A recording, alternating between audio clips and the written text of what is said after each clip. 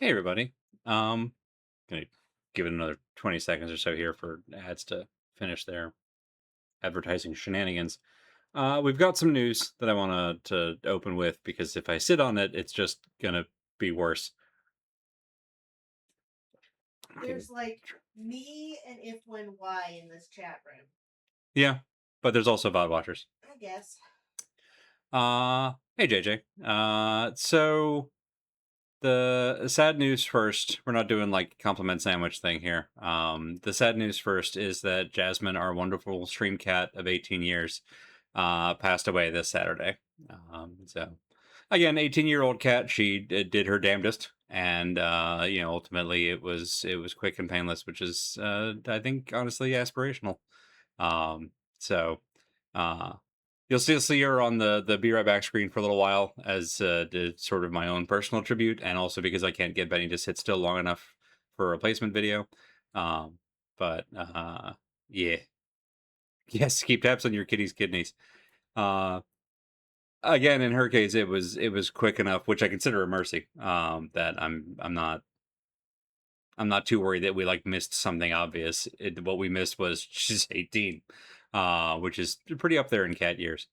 Um, Second announcement, which isn't nearly as sad, is that thunderstorm has rolled in just in the last like 15 minutes or so here. So Stop. if we that's what I'm warning people about. If we go offline suddenly, then it's probably because our power blipped.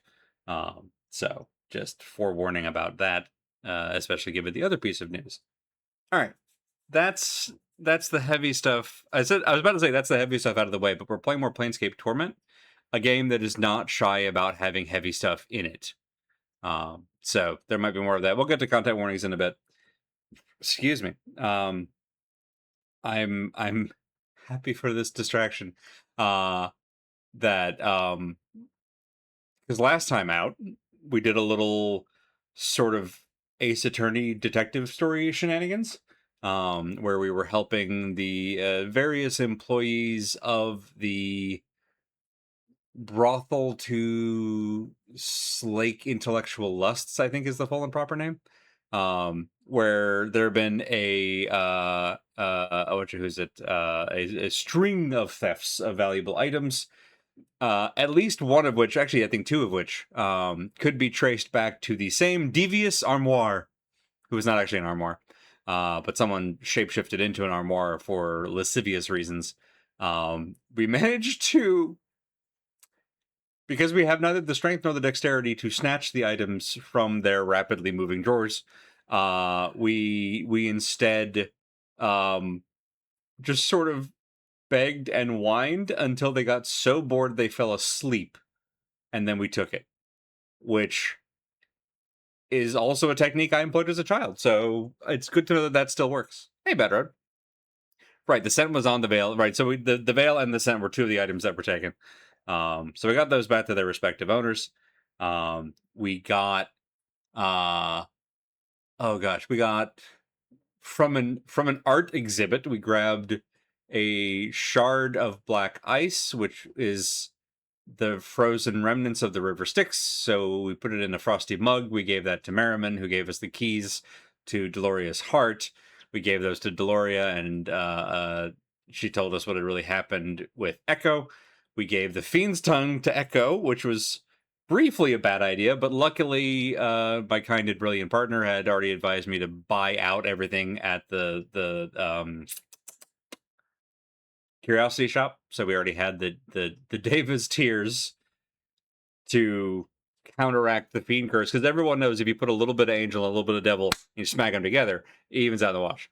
In this case, it did, and so Echo has her voice back and was able to tell us more about the hag. We found out that the hag had kids, two of which were at the brothel. I think it was that. Anyway, we got blood from one of them after convincing her that yes, no, for real, your mom's a night hag who's been banished by the lady. And so now we have a bloody handkerchief, which is the portal key, and now we just need to find the portal. So we've got half of it, and that was so much. There were so many like layers and steps. That's not a critique, or rather, not a complaint. There were so many steps and layers to get the key. I don't know if the same will be true for the portal. But we're gonna that's what we're gonna be starting with tonight is sort of a throwing spaghetti at the wall competition. Hey Al, didn't see you come in there, sorry. Uh the Vale of Evil Vale. Is Evil Vale next to Riverdale? It feels like those should be adjacent sort of townships. You need 13 dex to grab the veil while he's talking, or 16 strength to just wrench the drawer open. You know, I didn't learn the strength spell. That might have been a pretty great opportunity for it, but I'm actually kind of glad that we were forced to just sort of like, come on, man, until he fell asleep. That was, to me, that was the funnier option. Um, some of the strength warrior scenes are really funny. People say do mental stats. I think it's well worth it to try other paths. They can get very different. Gosh, there was another. I don't think it was Disco Elysium, but you could maybe it replay was. this immediately after playing. Oh, I think I've already said. The full. It might have been last stream. Before stream. No, I'm not going to restream this one twice. Aw. It's too long. It would be the rest of the year. And I have other games that I also really want to play, but I'll probably play it again on my own off stream. Maybe it was Disco Elysium, where essentially you can give yourself the himbo build. And I think that also would be very fun. And I think I want to try it out in here and just see what a very different approach to the Nameless One looks like. Kamakshi and Kaiseris are half sisters on their father's side. That was it. I knew that we found the lineage somehow. We had to get Kamakshi to help us convince Kaiseris about the parentage. Regardless, we made it happen. And so now we have the blood. Dakon has a strength spell called Power of One. Oh, is that castable on others? I think I've only been casting it on him. It never even occurred to me to cast it on other people. I think because in one of the, unless I'm confusing it, there is a cleric spell that is either Power of One or very similar to Power of One that is self only, and so I think I in my brain thought it was a self range. It's touch range. Neat. Okay, I'll have to keep that in mind. Disco Elysium is the real spiritual successor to Torment. My God, what a good freaking game. Hang on, I can remember who actually said this, so I can credit them for once. It's not just I saw it on Tumblr. I did see it on Tumblr, but it was specifically Demily Pyro, who was talking about folks who like complain that games where choices are actually consequential, like your choices genuinely have an effect on the narrative flow of things. That is what that's doing. All right, hang on one second. Would sometimes complain that like they I guess wanted clear guidance as to what the right choice was. That's like, no, there's not a right choice. You have to just make a choice and live with the consequences. That's the game. And it's like a lot of games in that genre, like Disco Elysium, are actually ones that I feel like almost no impulse to replay. Because like my Disco Elysium run, hey Mox, my Disco Elysium run, just like when I did Citizen Sleeper or Scarlet Hollow, it's like, no, that's the path I took. That's my story. And I feel a sense of like ownership over those decisions. That makes me not want to do the thing I did with Slay the Princess, which is 100% it and see all the paths. But it is just, I'll probably replay Disco Elysium once many years from now, but I just had such a satisfying run of that game my first time out that I'm like, there are almost certainly other paths, other choices, etc. I can't imagine enjoying another one as much as I enjoyed this one. I might enjoy watching someone else play Disco Elysium, watching someone else play Citizen Sleeper, but I don't feel the need to replay it because it's like, no, I got my story, and that's my story, which is very nice, and I like that. To me, that's the sign of a good choice-based game. Is that it feels very satisfying and original, and then you can talk to other people about it, and they'll mention a thing, and you'd be like, "When did that happen? What are you talking about? What is that?" And you all feel like you're playing fan fiction of each other's playthroughs, and it's just, I love it. I couldn't play Disco Elysium because I felt so bad for the main character. You're so valid. The game really does hit you with that, especially like immediately. God, that I know it doesn't need saying again, but that Disco Elysium really is an all timer of a title. Uh, but I would also, I think, for me personally, I would definitely put like Scarlet Hollow and Citizen Sleeper up there in terms of ones where you can get a deeply personal path through the game that makes it feel like all of those even little micro decisions that you made add up, which is great and terrifying in the best way. Disco Elysium, but you're a witch finding your lost cat in the Alps. Went through all the ability score checks I could find and figured out with spells you could do pretty much everything, starting with 9 strength, 12 dex and charisma, and 14 constitution, intelligence, and wisdom. Bad Road, that's incredible. And I say this because we've known each other for so long. It doesn't shock me at all that you went through and did the math on that. Love that. That's just so good. Da, da, da, da, da. So it happens when you feed a stoner scrambled eggs. I mean, yeah. Actually made that first check with the dancer. Hell yeah. So when he was talking to the other cops by radio, oh man. Yeah. Yeah, when because I think it's Kim's radio. Spoilers, your car is not in recoverable shape. Um, but oh gosh. It's also like spend the whole stream just talking about Disco Elysium. I won't. But like Disco Elysium does a spectacular job in somehow straddling the very impressive chasm between jokes that only like a handful of people with PhDs would get and folks that literally or jokes that like literally everyone can understand. Like the chain of logic that ends with Harry being like, "Is it are women bourgeoisie?" Which is just it's an incredible game, is what I'm saying. I also love that one of the only times that the game like actively and loudly judges you is if you try and go centrist, and that's such a anyway. It's a good game. One of the Citizen Sleeper endings got me. Yeah, gosh, can I talk about my Citizen? Spoilers for Citizen Sleeper. If you need to mute this for like 5 minutes, it's only for my particular run. I don't know everything about Citizen Sleeper, but I'm going to talk about my ending. All right, I'll do jazz hands when we're back. 3, 2, 1. So, Citizen Sleeper, if you're not familiar, is a like sci-fi game where you essentially wake up in, I think it's a loner body.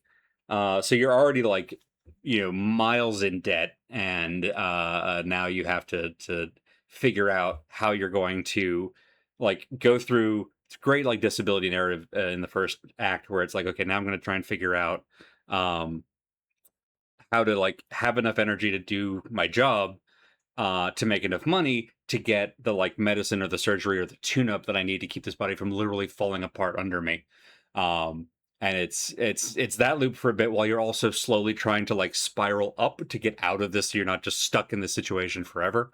Um, and then as time goes on, you kind of explore more of the station. You get enough, just enough above the like your own poverty line, essentially, that you can start helping out other people and learning their stories and getting involved in like political struggles and things like that. Uh, and so I ran into this a pair of individuals who were effectively a like resistance faction who were trying to switch over the authoritarian hyper capitalist leadership of the station that kept people like me in the situation I was. And so I was also like had gotten skills in effectively the hacking. Anybody who's familiar with Shadowrun, there's very much a like decking thing where when you hack, you kind of go into a whole other space essentially. Um, and I was hanging out in that space trying to get critical details for the resistance when I was approached by an entity essentially of the net. And then I later found out that it was actually the like trees in the arboretum that I had repaired and helped bring back to life. And they had become sentient without anybody noticing it, but the only way they could communicate was by connecting to the station's network. Uh, and in the midst of that conversation, learning all this and going, "Oh, that's cool." And then they were like, "Would you like to come with us? Would you like to be one of us and leave all this behind?" And in the moment, I'm like, yeah, that sounds kind of great, actually. And it was just that was the end of the game. It was this beautiful epilogue of like just becoming one with this arboreal consciousness of ascended trees in space. And it's like I'll never know. I'll never know what happened with the resistance, what happened back on the station. I'll never know what that future is, and I don't want to because it's like I have literally ascended, and it wasn't. It was sort of out of left field, but all of the pieces that made it up made sense. So that when it happened, I'm like, oh, I just gotta go. I just gotta go, and it was so rewarding. And I'm like, I never want to play this game again. I don't want to know anything else. That's perfect. That's such a good ending. I'm so satisfied. That's my Citizen Sleeper run. Okay, jazz hands. We're back. Who's the one slur in this narrative? Um, God, there was like a loan shark. This is not a spoiler. There was a loan shark who I think absolutely would have been one slur material, although not so much on the Tumblr sexy man.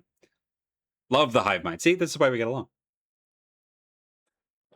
It's probably not surprising that as someone who found their gender in a Waffle House parking lot, and who most days would really just like to not deal with the whole corporeality thing, that the hive mind ending was like, mwah. Of course it was. Of course it was. But you know, listen, I'm okay to be predictable when I'm also awesome, and in that game I was awesome. Got distracted and the communist hole bounced off for ADHD reasons. So valid. I'll get there eventually, although Moonlight Peaks is going to come out soon. Fields of Mystery comes out early August, so it's not looking great. I haven't played Fields of Mystery, but I've heard extremely good things. A couple of friends of mine who started playing it, I guess it's in early access now, right? I don't know. But apparently great. And as someone who um, has to sort of ration my returns to Stardew Valley because I'll start and then suddenly it's like been 12 hours and I haven't done anything else. I don't know that Fields of Mystery is like for me personally, but I do love having more of games like that out there. I saw some of the character art for it and it's good. It's very good. Also, there's a dragon apparently. This is all I know. Hey, Bob. It is in fact Monday. Welcome everyone to Monday. I've acquired a redhead and will soon be acquiring another. I wish you hope and good fortune in your future. I insist on interacting with reality no matter how much it tries to avoid me. Reality knows what it did. That's very good and like a perfect segue back into the game that I will eventually get to playing, probably. You can marry the dragon. I would expect nothing less. Because honestly, if you put a dragon like that in a game like Fields of Mystria and you can't smooch the dragon, it's like they don't know their user base at that point. Until if you missed the joke or chose to ignore it. Hang on. Was it the Jacob Marley bourgeoisie or You're the Lorax? I did see You're the Lorax, which is very good. How many redheads is that total? Hey Alice. Um, the Jacob Marley one is yeah. Anyway, Disco Elysium is very funny, particularly because Harry is such a schmuck, but not so much of a schmuck that you can't sympathize with him. And I think that's a very interesting needle to thread, and I don't know that a lot of other games pulled it off. Maybe Monkey Island. Guybrush Threepwood also kind of a schmuck, but weirdly charming. And hey, so far the Nameless, I guess, arguably. Mort is a schmuck who's oddly charming. That I'll give him that. One is a werewolf, one is a blacksmith, one is a you. That's an incredible like walked into a bar setup for somebody's community. I don't know whose.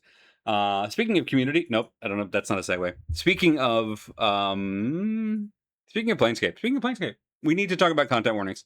Because this game deals with some stuff, occasionally, very suddenly, and very heavily. Full content warnings, or at least a much better and more comprehensive list than I can provide you, is over at doesthedogdie.com. There's an entry for Planescape Torment. It's linked in our CW tag.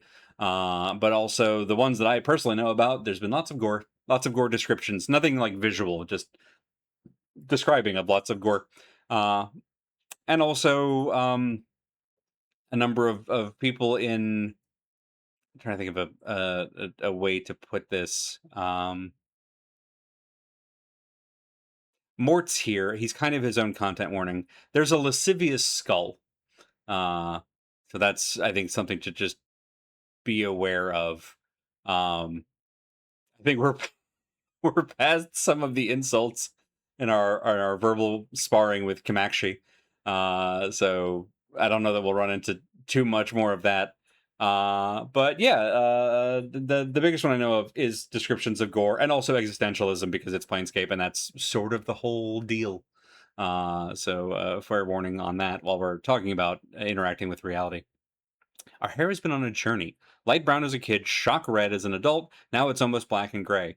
It's never been on stream because I haven't had it in a very long time. But from like here up, my hair is naturally platinum blonde and has been since I was a little kid. Which is why it was very funny. Like first semester of college, I grew goatee, and it was the first time I had any facial hair at all. And it came in like copper red, like dark, like strong red. It's since gotten a lot like gentler, closer to like a strawberry blonde, more gentle ginger. But at the time, I had like wavy blonde hair up top and then dark red goatee, and people were constantly like, "Okay, so which one do you dye?"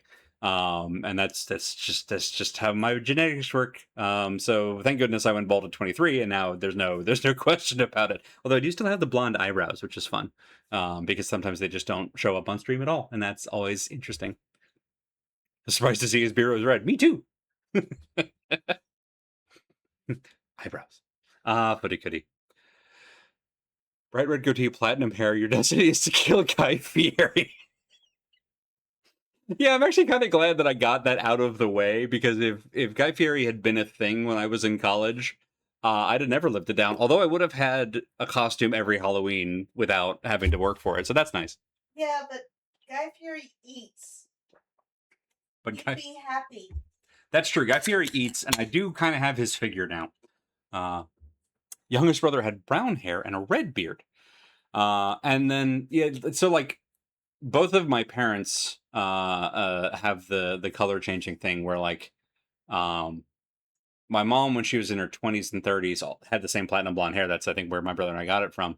And then it went like raven black when she got into her 40s and 50s. Um, and then my dad had kind of had this color red, basically all the way down.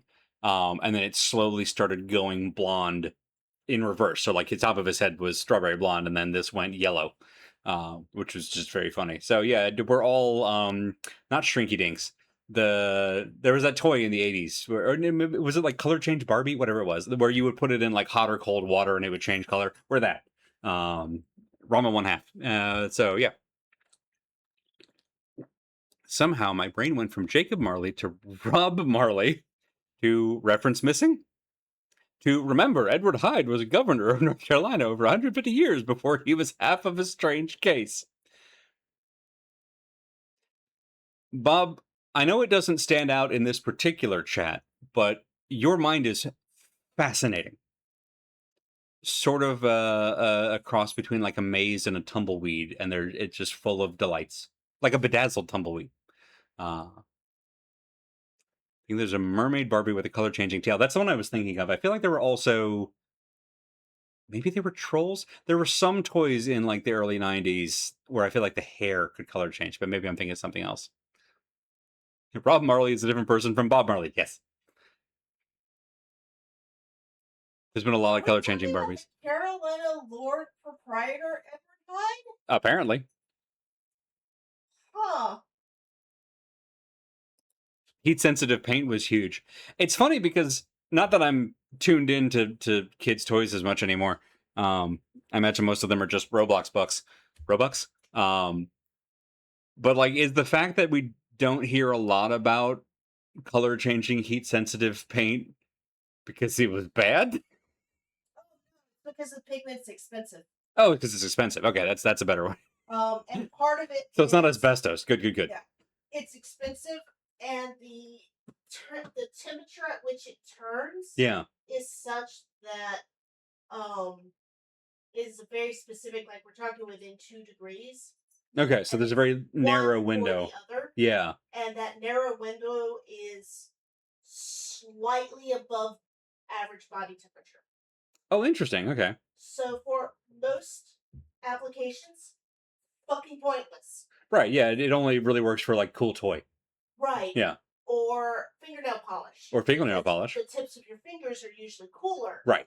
But anywhere like on fabric, Any like skin contact. it's gonna warm up. It's gonna be too warm. It's gonna set to whatever color. Be the hot color. And Yeah. you take it outside. Yeah. What's the temperature today? Yeah. Today, 100. Yeah. I think we hit 100 even. Yeah. So most color changing like that, it's just not worth it. That's fair. I have some paint that's fun though. I believe and fingernail polish. Oh gosh, now I suddenly want to get some of that for like painting minis with. Anyway. Yeah, actually that'd be a pretty good application. That could be fun. You can probably do that with the fingernail polish actually. Neat. That makes sense. I hear about sensory slugs and those cubes filled with goo. Hey, Larengar.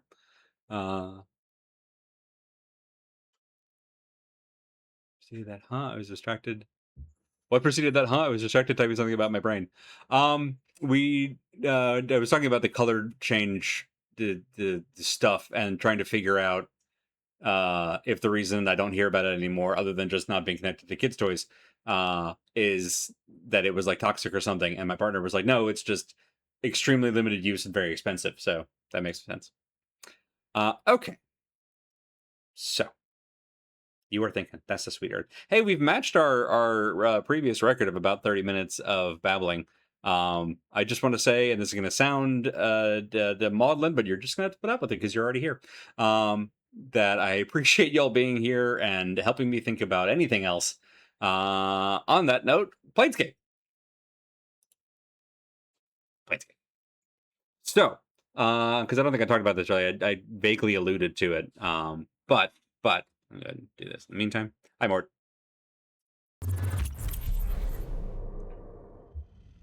Used to envision the working of my brain as a clear container, a lot of holes in it leading to tubes, sort of like big crazy straws. Thoughts were marbles rolling rapidly around the inside of it. Does have a bit of a Rube Goldbergian feel sometimes.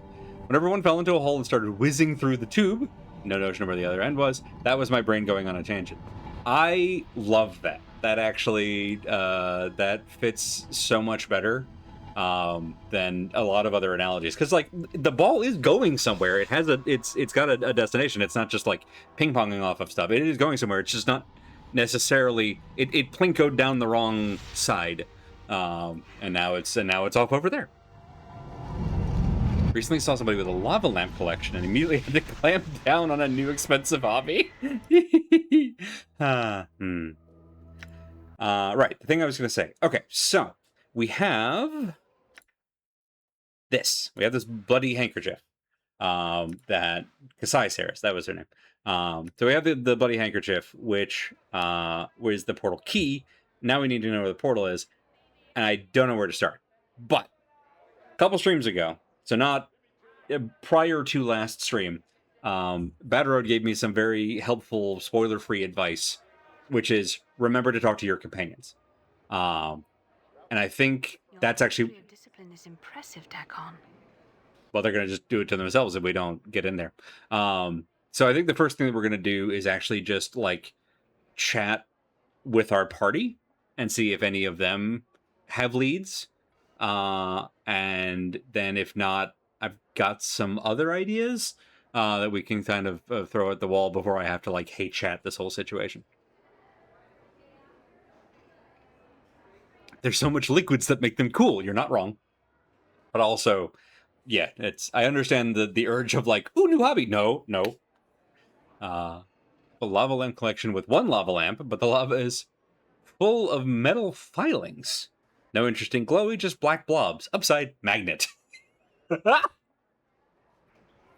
I mean, yeah, that's neat. All right, well, let's let them chat amongst them. Talk amongst yourselves. I'll give you a topic. In the eyes of Zerthamon, I am nothing. Surely you're being too harsh on yourself. A long road must I still travel. This is but the beginning. All right. We really have amassed some interesting people.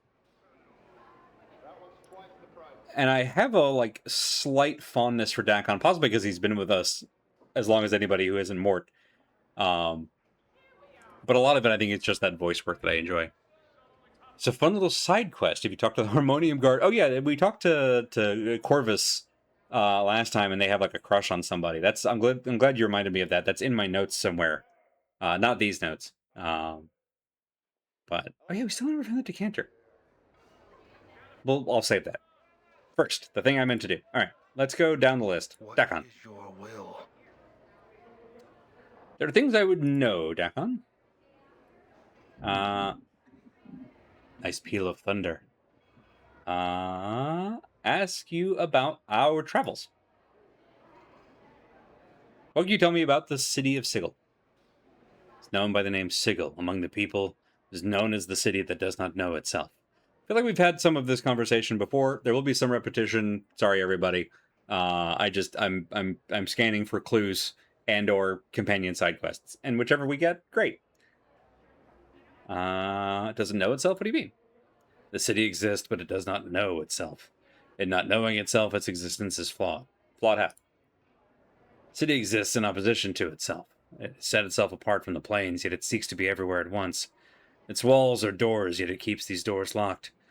Such an existence tells of a thing that does not know itself. In not knowing itself, it is flawed.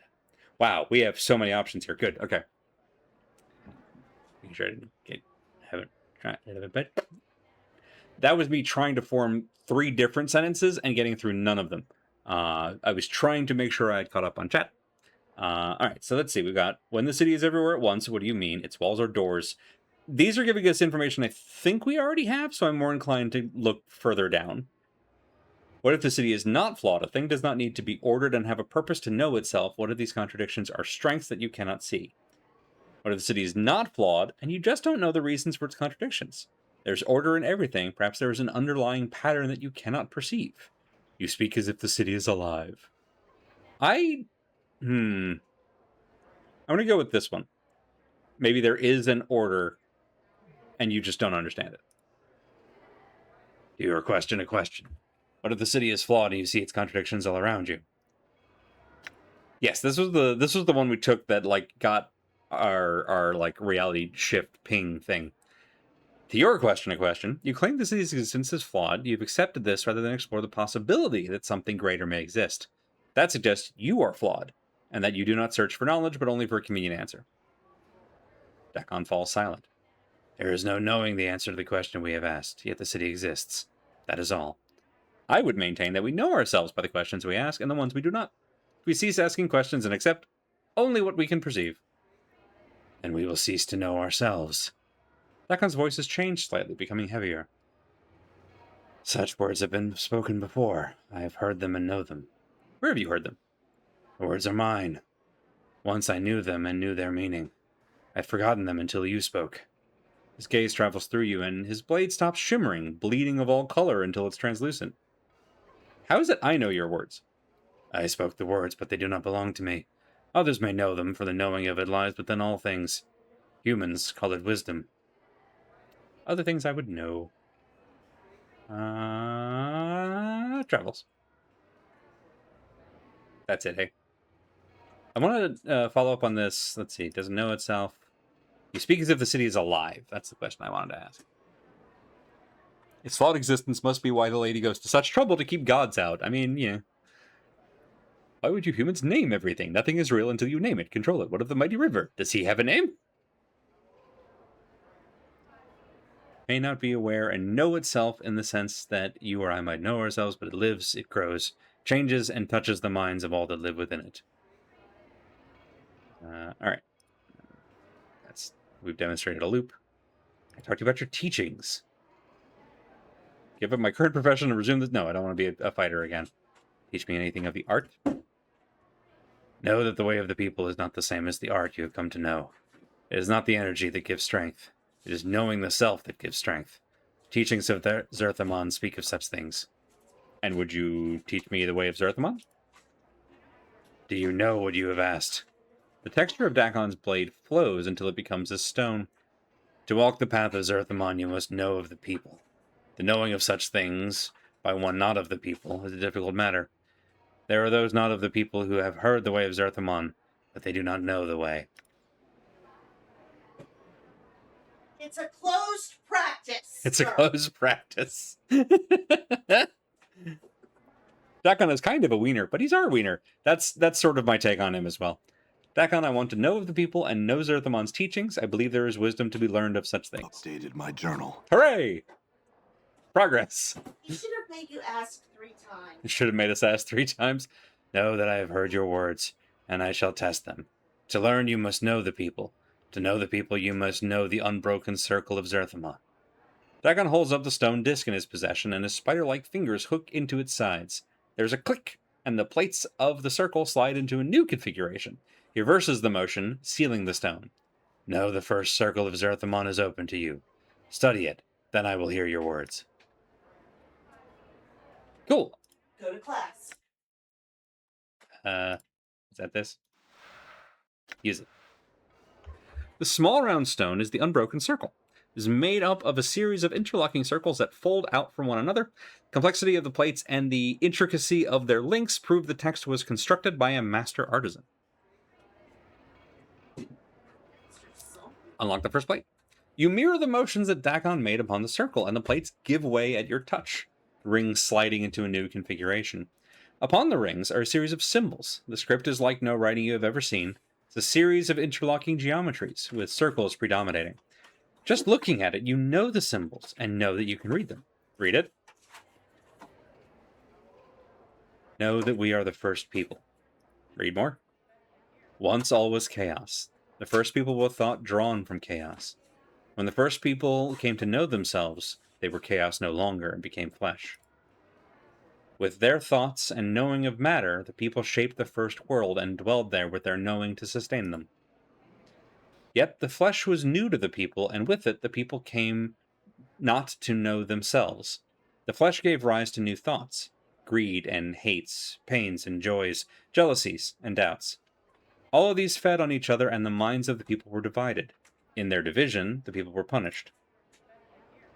The emotions of the flesh were strong. The greed and hates, the pains and joys, the jealousies and doubts, all of these served as guiding stone to enemies. In becoming flesh, the first people became enslaved to those who knew flesh only as tools for their will. Know these... I'm having a hard time figuring out if this is Buddhism, Gnosticism, or both leading into personal fascism. Keep going. Sure, okay. Know that these beasts were the Illithids. Right now it's just lore.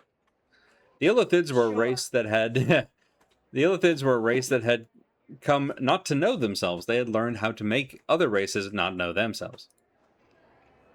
They were the tentacled ones. They live in flesh and saw flesh as tools for their will. Their blood was as water, and they shaped minds with their thoughts. When the Illithids came upon the people were a people no more. The people became slaves. The Illithids took the people from the first world and brought them to the false worlds. As the people labored upon the false worlds... as the people labored upon the false worlds, the Illithids taught them the way of the flesh. Through them, the people came to know loss. They came to know suffering. They came to know death, both of the body and mind. They came to know what it is to be the herd of another and have their flesh consumed. They came to know the horror of being made to feel joy in such things. I'll try, but I'm not as young as I used to be. It's very good, veteran. Right, don't put the cart before the horse, exactly. Or quote from the opposite direction because my brain played phrase association. I know every rock and tree and creature has a life, has a spirit, has a name. Very good. The unbroken circle is the knowing of how the people lost themselves, and how they came to know themselves again. Seal circle. Dr. What is your will? There are things I would know. Teachings. I have read the Unbroken Circle. I want to speak with you more about the way of Zerthamon. What did you come to know? Strength lies in knowing oneself. I learned that once someone does not know themselves, they are lost. They become a tool for others. The people were once slave to the Illithids. It seems they committed many crimes against your people. Updated my journal. Hooray! Dakon's forehead creases into a frown. Then you have come to know nothing. You are one who hears words and does not know them. Okay. It's me, I'm back. Strength lies in knowing oneself. I learned that when someone does not know themselves, they are lost, they become a tool for others. Updated my journal. There we go. It's the kind of thing where, like, I was pretty sure that was the answer that he was looking for, but I wanted to give my answer and see how he'd react. No, that's fair. I'm afraid of where this was going. All right, out, all of you. We've used up our quota. You have come to know the first circle of Zerthamon. Oh, this is it. You have come to know the first circle of Zerthamon. You not only see the words of Zerthamon, you have come to know them. Dagon holds up the circle and hooks his fingers around the edges. There's a click, and the plates of the circle slide into a new configuration. He reverses the motion, sealing the stone. Now the second circle of Zerthamon is open to you. Study it, and I will hear your words. What do we need the succubus? Endure. She will. In enduring, Did anyone else think that we were going to be spending the first, like, half hour of today's stream reading the Astral Plane Bible? Yes. Fair. This is a niche we can't scratch. I love all of you. Yeah, listen. Cheers. Y'all got issues, but I love you all. Listen, there's a reason we're all still friends. Second circle. Know that flesh cannot mark steel. Steel may mark flesh. And knowing this, Zerthamon became free. The tentacled ones were of flesh. They relied on the flesh and used it as tools for their will. Direction gets the goods. So they learned that the Illithids could be stabbed. And you know what? I respect that. One of the places where flesh served their will was the fields of husk on the false worlds of the Illithids. The fields were where the bodies of the people were cast after the Illithids had consumed their brains. Oh, well, yeah, all right.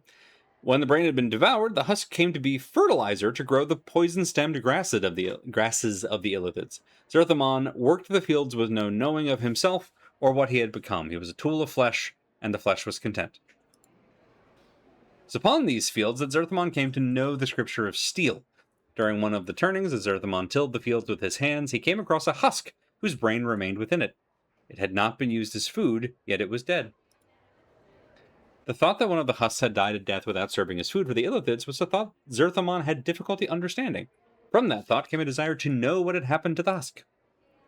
Embedded in the skull of the husk was a steel blade. It had pierced the bone. Zerthamon realized that that was what had killed the husk. Haha, we found cause of death. It's this axe in his head. The steel had marked the flesh, but the flesh had not marked the steel. Zerthamon took the blade and studied its surface. In it, he saw his reflection. It was in the reflection of the steel that Zerthamon first knew himself. Its edge was sharp, its will the wearer's. It was the blade that would come to be raised against Gith when Zerthamon made the pronouncement of two skies. Zerthamon kept the blade for many turnings, and many were the thoughts he had about it. He used it in the fields to aid his work. In using it, he thought about how it was not used. We turn our plowshares to swords. I can't be held responsible for other people's contributions to the puns. I didn't know it would be today, but I knew that it would happen. I knew someday. The Illithids were powerful. Zerthamon believed that there was nothing that they did not know. Yet the Illithids never carried tools of steel. They only used flesh as tools. Everything was done through flesh. But the tentacled ones were made of flesh, and they knew flesh. Yet steel was superior to flesh. When the blade had killed the husk, it was the flesh that had been weaker than the steel. It was then that Zerthamon came to know that flesh yielded to steel. In knowing that, he came to know that steel was stronger than Illithids. Direct action gets the goods. Steel became the scripture of the people. Know that steel is the scripture by which the people came to know freedom. Oh, Dakon! what is your I have thoughts. Teachings? Yeah. I learned that not knowing something can be a tool just like flesh and steel if upon encountering it, you attempt to know its nature and how it came to be. Alright. You've seen the words and you have seen beyond them. You have come to know the second circle of Zerthamon. Takes the circle and with a deft motion, slides from the plates, he hands the plate back to you. Meditate upon this teaching, and the knowing of it shall give you strength. You have absorbed it, you shall know more. Alright. The next circle of Zerthamon is open to you. Do we have an under-over on how many circles we got? There's going to be at least 3. Rule of 3. Rule of 3. This is the third. We're going to run out of dialogue tree at some point. I hope. Slide the plates into the configuration. Yada, yada, yada. Read the third circle. Zerthamon labored many turnings for the illithid Arlathi, twice deceased, and his and his partnership in the cavernous heavens of the false worlds. His duties would have broken the backs of many others, but Zerthamon labored on, suffering torment and exhaustion. Labor is entitled to all it creates. It came to pass that the illithid Arlathi, twice deceased, ordered Zerthamon before him in his many-veined Galleria. He claimed that Zerthamon had committed slights of obstinance and cowardice against his partnership. The claim had no weight of truth, for Arthali only wished to know if flames raged within Zerthamon's heart. He wished to know if Zerthamon's heart was one of a slave or of a rebel. Zerthamon surrendered to the illithid punishment rather than reveal his newfound strength. He knew that were he to show the hatred in his heart, it would serve nothing, and it would harm others that felt as he. He chose to endure the punishment, and was placed within the Pillars of Silence, so he might suffer a turning. Lashed upon the pillars, Zerthamon moved his mind to a place where pain could not reach. Listen, sometimes a little dissociation as a treat is exactly what you need. He lasted a turning, and when he was brought before Arlathi, twice deceased, he gave gratitude for his punishment to the illithid as was custom. In so doing, he proved himself a slave of the illithid eyes while his heart remained free. By enduring and quenching the fires of his hatred, he allowed Arlathi, twice deceased, to think him weak. When the time of the rising came, Arlathi was the first of the illithid to know death by Zerthamon's hand, and die a third death. That was the third time I died. What is your will? You know what we're talking about. It's the same thing. I've read the circle. What did you come to know? Endure. In enduring, know strong. We've heard Dagon say this many times, and I think that's very funny. Yeah, that seems correct. The words you speak seem to strike Dagon strangely. As you speak them, his forehead creases, then resettles into its normal passive expression. Your will has brought you the knowing of the third circle of Zerthamon. With this knowing, I impart this to you. He takes the circle, and with a deft motion, he twists one of the links so one of the plates slides forth. He hands the plate to you. Meditate upon its teachings, and the knowing of it will give you strength. All right. Is there anything more you can teach me? As you ask the words, you suddenly notice that Dagon isn't looking at you. He's holding the unbroken circle in his hand, studying it. His blade has taken on the same texture as the unbroken circle, and Dagon suddenly seems older. Buddy? Dagon's black eyes rise from the circle and look at you. Know that I did not believe you would come to know the teachings of the circle. It is a difficult path, and you will walk in learning the way of Zerthamon. It is a difficult path you will walk in learning the way of Zerthamon. Is your mind focused on this matter? Yes. Dagon's fingers feel around the edges of the stone circle, and he twists it clockwise, the links clicking until they have settled into a new configuration. He then reverses the motion, resetting the stone. The next circle of Zerthamon is open to you. Study it, and I will hear your words. Cool. So what we get? Ooh! Neat! Copy the spell. Copy the spell. Alright, so we have Scripture of Steel. +1 to hit, +1 to saving throws for all creature. Oh, it's Bless. Orb of protective energy arises and protects the recipient from attacks. Plus an AC of 2 against all attacks and +1 to saving throws for 12 seconds per level of the caster. Neat! I think I'm okay letting these go. We actually have like a wand of magic missiles, so let's do Blast and 2 submersibles. Great. Alright. Well, off to a good start. Didn't get us anywhere, but we got a lot of XP and a couple of spells, so hooray. Speaking of Freud, I'm told he divided the psyche into 3 parts. The id, and the eddy. Good, very good. Hey, what do you want now? You alright? Anna just glares at you. Questions? Why don't you ask a stuck-upopus? Stuck-upopus? I think we found the problem. Why don't you ask the stuck-upopus your questions, then? Why are we even traveling with her? We don't need her. Don't have time for this. Stop being a banshee. We're never saying that. You're very important to me, and I need your help. I want you with me, not her. If she bothers you, I'll ask her to leave. Don't have time to argue with you. I think second one is our best bet. You're very important to me, and I need your help. Also, our lights just flickered, so, again, we might just suddenly go offline. Oh, aye, and why is that then? It should be rich, should. You pity me, is that it? You think I should slow you down? Go on, say it. I don't pity you, you don't slow me down. You're quick, you're skilled. Really need all the help I can get. Anna frowns, her tail flickering back and forth. Aye, well. No, I'll got her if she starts sizing us up for a feast, I will. She glares at you. Don't get any ideas I'm staying because you want me to. I'm just helping you out, I am. I'm glad we had this talk. Questions? We've asked this. We've asked this. I think we've asked this. Oh, we asked her about Rebel? Let's ask her about Rebel. What did, what did she call her? Stuck-upibus, as Snuffleupagus, yeah. Have you heard of a night hag? Yeah, have you heard of a night hag? I appreciate that Anna at least is very, like, upfront with her opinions. Have you heard of a night hag called Revel Puzzlewall? At the mention of the name, Anna spits 3 times and makes a semicircle over her heart. Are you daft? Don't be mentioning her name, you value for your life. Why? She's the evilest of the Grey Ladies, she is. Her voice drops to almost a whisper as if afraid of being overheard. Filthy mean, and with more power to toss around than some powers. It said she saw the brambles through and through, even her heart. It said you can never kill her, because her body's like a tree. You lop off one limb, and there's always another, growing somewhere else on the plains. And you know what's worse? What's worse, she's not shown up for a single one of Anna's birthdays. And she hasn't showed up for a single one of Anna's birthdays. You speak as if she's still alive. Of course she is. She has to be. How would you kill a thing such as her? That's why the lady had to maze her, so it said.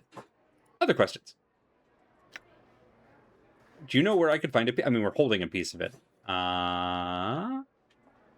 He never left Ilwyn Court. Do you know where he went? Tell me a bit about Farad. I can't remember if we actually just asked about Farad. Oh, Suttercrutch. He's me da. Well, not me real da. He found me when I was a wee girl. He needed a collector to crawl into places the rest of his fat gullies couldn't squirm, so he took me under his crutch. Tell me anything else about him? Been at the village longer than I. Came there a stone's age ago. Maybe even found the place, some of the villagers say. Farad's a shrewd one, he is. Has a way of squeezing more out of copper than most. Never was it a lack for jink.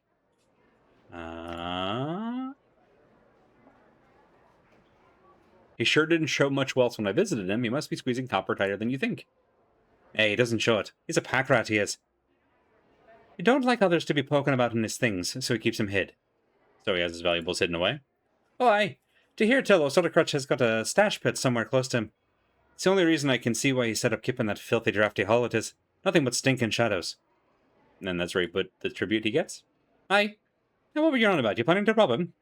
No, I have no cause to do such a thing. Farad's done me no harm. That's, well, mostly true. Close enough to true.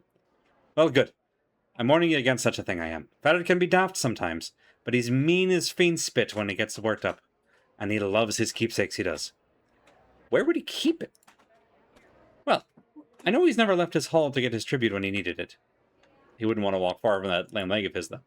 Aye, that's true, but only if you don't watch him careful. He isn't lame, though he puts on a fair show about being weak in the leg. So the crutch of his could be a portal key? Anna frowns in thought for a moment, then slowly nods her head. Aye, there's a thought. I wouldn't know how you'd use it, though. Maybe you just need to have it. Maybe we'll find out. Alright, I think that's as much as we're going to... I think we've asked all of our other questions here, so that's that. Alright. 4 minutes till ads. Let's see. Wow! Let's see how much we can get out of Fall from Grace. The answer is apparently a lot. Can you tell me about the Tanari? How did you come by the name Fall from Grace? Can you tell me what you know about the Sensates? Can you teach me anything of the art? Wanted to talk about our companions. Do you ever use weapons? Companions. Yes. Who in particular do you wish to discuss? Me. What do you think of me? I know Anna's opinion on you. What's your opinion of Anna? She's strong and capable, and she's quite passionate. I almost wish I had met her long ago and asked her to come to the brothel. Perhaps things might have been different. What do you think of her? I think she doesn't care for you very much. Ooh! I think I could fall in love with her. Consider her a friend and nothing more. I hate her, I don't trust her, she has her uses. No. I think she doesn't care for you very much. I would agree. I shall not let you dodge my question so easily. What do you think of her? Alright. That's fair. That's fair. She wants to know if you're taken or not. Listen. Anna's great, but consider her a friend, nothing more. I'm already betrothed to a ghost. It's a whole thing. Very well. I ask you about someone else. Dakon, have you also read the Gith Bible? Dakon, it's most uncommon for a Githzerai. In what way? He's talking to you. That's he's talking to us. That makes him weird. Well, he obeys you. That alone would mark him as a pariah among his people. His entire race were once slaves, and even the reminder of servitude to them is distasteful. Understandable. Anything else? Dakon approaches everything in an orderly fashion. Again, most curious for the Githzerai. They tend to be unpredictable. They follow their impulses rather than plan. He seems a most pious Githzerai and a steadfast ally. That he is. I want to talk about someone else. we gotta ask about Mort. Mort is most peculiar. Not the word I would have reached for first, but go ahead. I've seen a great deal in my life, but nothing quite like him. He behaves somewhat like a mimir. Granted, there's no denying he's knowledgeable, but he has a certain Beatorian smell about him. Oh? Oh. Yes, but he's not a Beatazu, at least of any variety I've encountered. The smell alone, however, makes me treat the skull with caution. What were you saying about a mimir? Mimirs are encyclopedias of knowledge. The owner may ask them questions, and if they possess the knowledge, they will inform the user of what it knows. And that's what Mort is. I don't believe so. I thought we'd already confirmed that. Mort lacks the silvery metal that mimirs customarily have.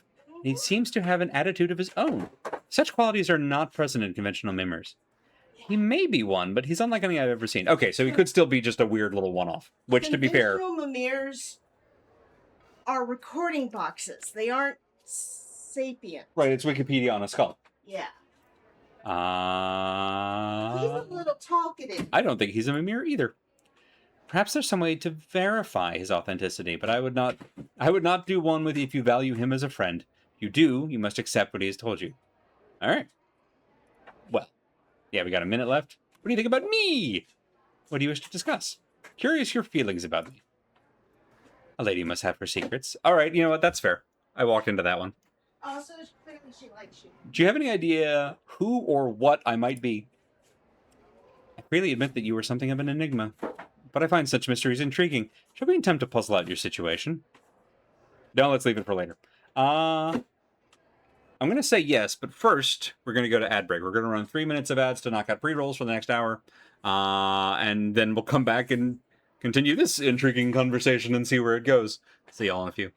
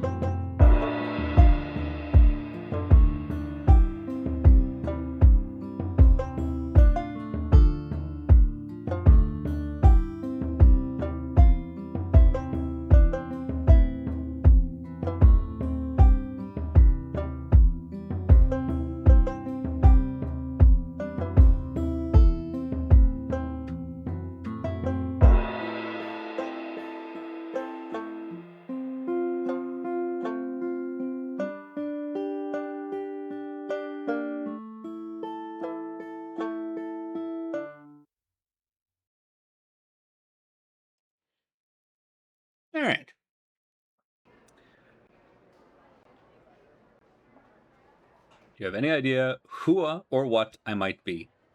Something of an enigma. Shall we attempt to puzzle out your situation? Let's. First of all, it's possible that you're a tiefling or some rare crossbreed. My guess is that you're human, or were at one time. There may be something else that would shed light on my situation. Do you know anything else that might prove helpful? Shadows keep coming to kill me. I have a feeling they're following me, but I don't know why. I think there's someone out to murder me, so much I built a tomb trap to try and kill them. According to an inscription in the tomb, he's been coming after me for, well, as long as my incarnations can remember, it seems. All right, let's start with the shadows thing. Shadows? Fall from Grace is silent for a moment. Shadows are shades of the dead. They don't tend to hunt. They tend to lie in wait for victims. Curious. Any other thoughts? Tomb. Whoever the killer is, he's lived a very long time to have pursued you for so long. Could the killer be immortal as well? Yeah. Okay, that's all that we've learned. That's all that we know of us. All right. Yes? You know what my other thoughts here are? Yeah? What are your other thoughts? She's probably thinking, wow, this one might not actually be worth the sex. This one might not be worth this. I wasn't planning on offering. Let's ask about the Tanari. Fiends, some call them demons, and they've embraced evil for chaos' sake, dwell upon the poison plains of the abyss, where they feed on their own rage and lash out across the multiverse, despoiling all they touch. They forever seek to tempt others into committing crimes of passion and vice. How did you end up in Sickle? It's a long tale, and not as interesting as some would make it out to be. It's intertwined in other tales of war and slavery. It's not a pleasant tale. I would still hear it. Very well. No, my past is not a long one, at least by Tanari standards. I do not know if you are familiar with the Tanari, a race of the Abyss, a staggered series of planes filled with chaos and evil hearts. I'm a Tanari, a fiend, a succubus. I grew up upon the first plane of the Abyss. My mother was a succubus herself, as I'm sure you're aware. Succubi tempt mortals to bring their souls to the Abyss. My mother was among the finest, seducing countless mortal men to their eternal damnation. She now dwells in the Abyss, selling her children into slavery. And that's what happened to you. Yes, she sold me to the Beatazu, the blood enemies of the Tanari. I think she rather expected that they would kill me. Despite her knowledge of other subjects, she knows little of their culture and the delight they take in tormenting others. How'd you escape? The Beatazu are a proud species. The thought a Tanari could best them at anything was intolerable to them. So I challenged one of the proudest of the Pit Fiends to a contest of improvisation. My Tanari nature afforded me an advantage. You see, the Tanari are creatures of chaos, wild and unpredictable. The Beatazu are more cunning, with orderly hearts. They understand improvisation, but they're not its best practitioners. I won my freedom, and my path brought me to Sigil. You put on Whose Line Is It Anyway for the Beatazu and won? Yep. Okay. I'm won over now. That got me. I told you she was awesome. She's pretty great. Can I read your diary? Absolutely not. Why did you set up the brothel? I established the brothel to give those lustful fevers that strike the mind more avenues of expression rather than simply carnal. Much pleasure can be had in conversation and engaging in the verbal arts with others. I agree. And why? Part of the answer to your question requires that you know that I am a member of the Society of Sensation. Our faction believes that one should experience as much of the multiverse as possible. And that's why you established the brothel. The brothel is intended to slate the lusts of even the hardened intellectual. It's designed to stimulate the mind, to heighten one's awareness of themselves and others, to create new ways of experiencing another person. And pay my rent. And to pay my rent. It's for those who seek something more than the shallow physical pleasures that fill the hive in lower wards. So this establishment encourages intellectual fencing rather than the other sorts of fencing. Brothel was a school of sorts. Yes, I hope that by learning the art of language and its subtleties that the patrons and the students may learn more about themselves. One is only as limited as their command of the language. To be able to employ language to evoke emotions in others is a tremendous skill. I think this might actually border on being a classism argument, but I feel like she would also validate, like, alternative forms of language as a also perfectly valid way of speaking. Yeah, I mean It's about being aware and being able to code switch. The word choice is a bit problematic, but we've also met the students at the brothel, and a brothel that has like Marisha and Kamakshi. Yeah, it's not. She's not pulling a Henry Higgins. Yeah, so it's not. That puts to bed some of my fears about the innate classism of language. She trains cunning linguists. Damn it, you beat me to it. I had stopped paying to chat for a bit and was momentarily really curious what book I was in. Different Bob. Yeah, Bob from the Dresden Files. So the brothel, can I read your diary? I'm going to ask this for completion's sake. I hope that the answer is no, and that's the end of the conversation. Good. Okay, wonderful. All right, other questions. Great. Glad that we got that sorted. Mwah. Love it when a game hits me where I live. What do you know about... Okay, you told me about Rebel. Ask about the Blood War. Conflict that rages across the lower planes between the Beatas and the Tanari. Fight over whether evil should be lawful or chaotic. It's a war best avoided at all costs. Let the Tanari and Beatazu butt heads and leave the rest of the planes in peace. Or at least relative peace. The war is so large that most races get caught up in it against their wishes. Ignoring it often proves just as dangerous as participating in it. Yep. Do they use human troops? Yep. On occasion. There are a number of human mercenaries that participate in the Blood War. They serve either as soldiers, fodder for cannons, or food for the fiends. You said as long as the war goes on, the rest of the planes are allowed relative peace. How long has it been going on? According to the Chronicles, the Blood War has been fought ever since the Beatazu met the Tanari. Literally day one. It was on site. Notice how we don't ask the Yugoslav how long it's been going on. I don't even know what the Yugoslav haven't even come up. Very long time ago. I am not certain there is a human term that encompasses the time between then and now. The word is forever. I'm afraid that neither the Beatazu nor the Tanari have ever really taken to the other. Again, it was on site. Great. Did you serve? No, my mother did. Succubi generally tempt mortals to bring their spirits to the abyss to create more Tanari to die in the Blood War. Yeah. Your mama in the Blood War? Yeah. She was among the finest. Okay, we've gone on a loop here. Are these questions bothering you? I hate that it took us this long to get an option to ask this, but are these questions bothering you? Oh, no, not at all. It's best you know this. The Blood War underlies most events on the plains. It's important to understand what it is and why it's taking place. Neat. Other questions, not Blood War related. Other questions? How did you come by the name Fall from Grace? I have fallen from my people. Some would say risen from my people, perhaps, but fall feels more right to me. Does that make sense? Yeah. Fall carries with it an underlying sense of loss. Yes, perhaps that's why it felt as it did. Came to terms with the loss long ago, but the name has remained. Are you sure you've come to terms with it? Fall from Grace meets your gaze, and you are once again struck by the brilliant shade of blue in her eyes. It's turbulent, like the ocean before a storm. I had thought so, yet in speaking to you, you have caused me to realize some things. You have my thanks. Well, you ever want to talk about it, let me know. Alright, I think we've gone down that list before. That sounded familiar. Yes. Ask about the sensates, which we already know about, but I'm curious. Sensates seek to experience as much as possible. Would I join the sensates? One needs only be a student of life. I meant joining the faction. My journal. Of course, forgive my teasing. If you wish to join the sensates, I would inquire in the Civic Fest Hall. So, you know, the freaking... Okay. Hey, what's New line of inquiry. We could also head back to the Fest Hall and just do all of the sensory experiences, because at least one of them that we did gave us a very personal memory, and maybe one of those will tell us where this portal thing is. Knowledge is feared by the upper class. This place is basically a rebellion. That's a good lean on it, actually. I kind of like that slant. Bitch eating crackers energy. See, I feel like the BEC energy is absolutely coming from Anna. That, like, just having Fall from Grace in her eyeline is causing her distress.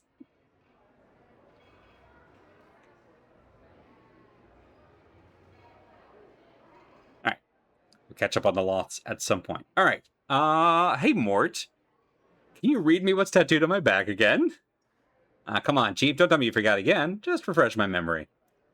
I'm going to be hearing that a lot. Let's see. Yada, yada, yada, yada, yada. Keep going. I will. Hold on. Yada, yada, yada, yada. Read the journal, find ferret. And what's it say after that? What are you talking about, Chief? There isn't anymore. Yeah, what about don't trust the skull? Updated my journal. Oh, that bit at the end? I figured it was washed. I didn't read that line out loud. Really? And what do you think it means? Do you think it refers to you? I doubt it. I mean, you can trust me, right, Chief? Are you lying to me, Mort? No! Come on, what's your problem, Chief? Haven't I steered you, I haven't steered you wrong yet? Yet. I don't like the fact that you didn't read me that line, and I'd like to know what else you've neglected to mention since we've been traveling together. Nothing! Told you everything. Well, almost everything. Nothing, dangerous. If there's anything else, I suggest you tell me now. Chief, seriously, there's nothing else. I wouldn't hold out on you. Questions?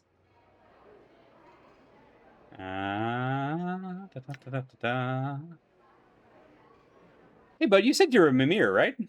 Yeah, a Mimir is a floating encyclopedia. Bless you. You put information in, you get information out. Aren't they made of silvery metal? So?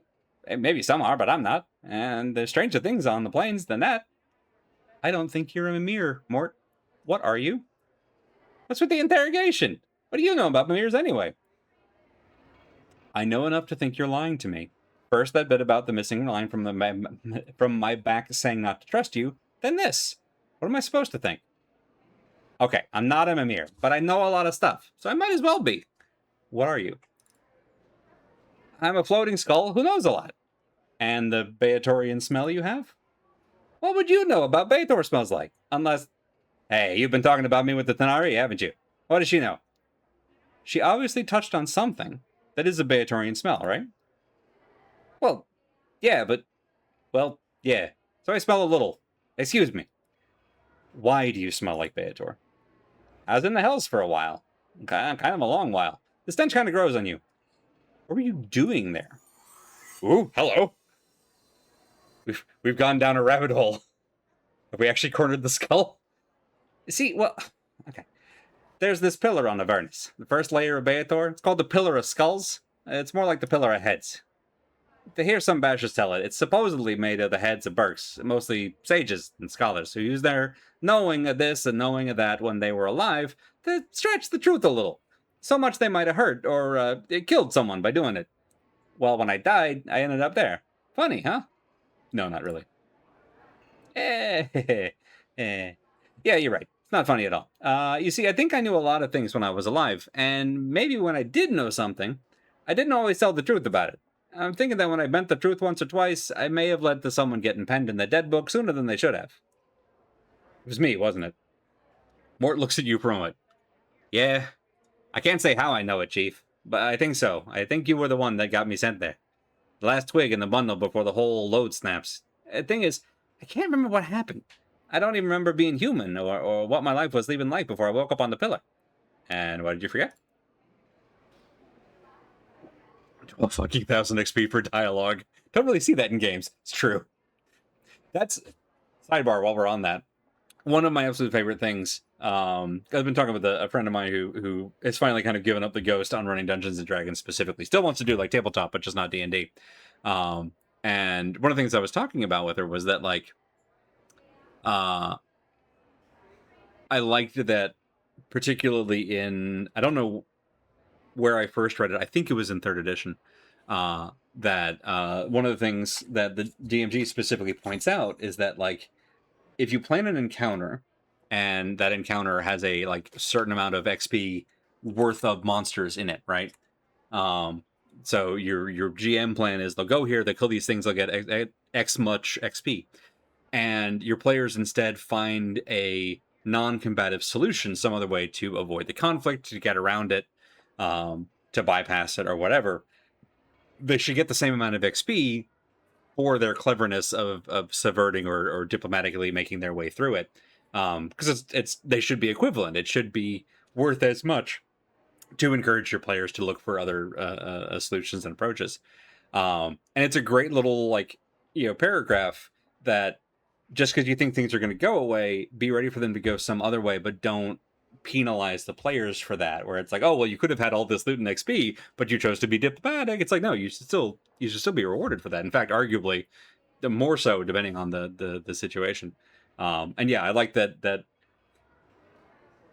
most of the TSR games seem to follow that, where if you can actually like succeed on a charisma check or deception check or just find an item that you need for a particular conversation to avoid a fight, you get the XP that you would have gotten for the fight. And that's very good.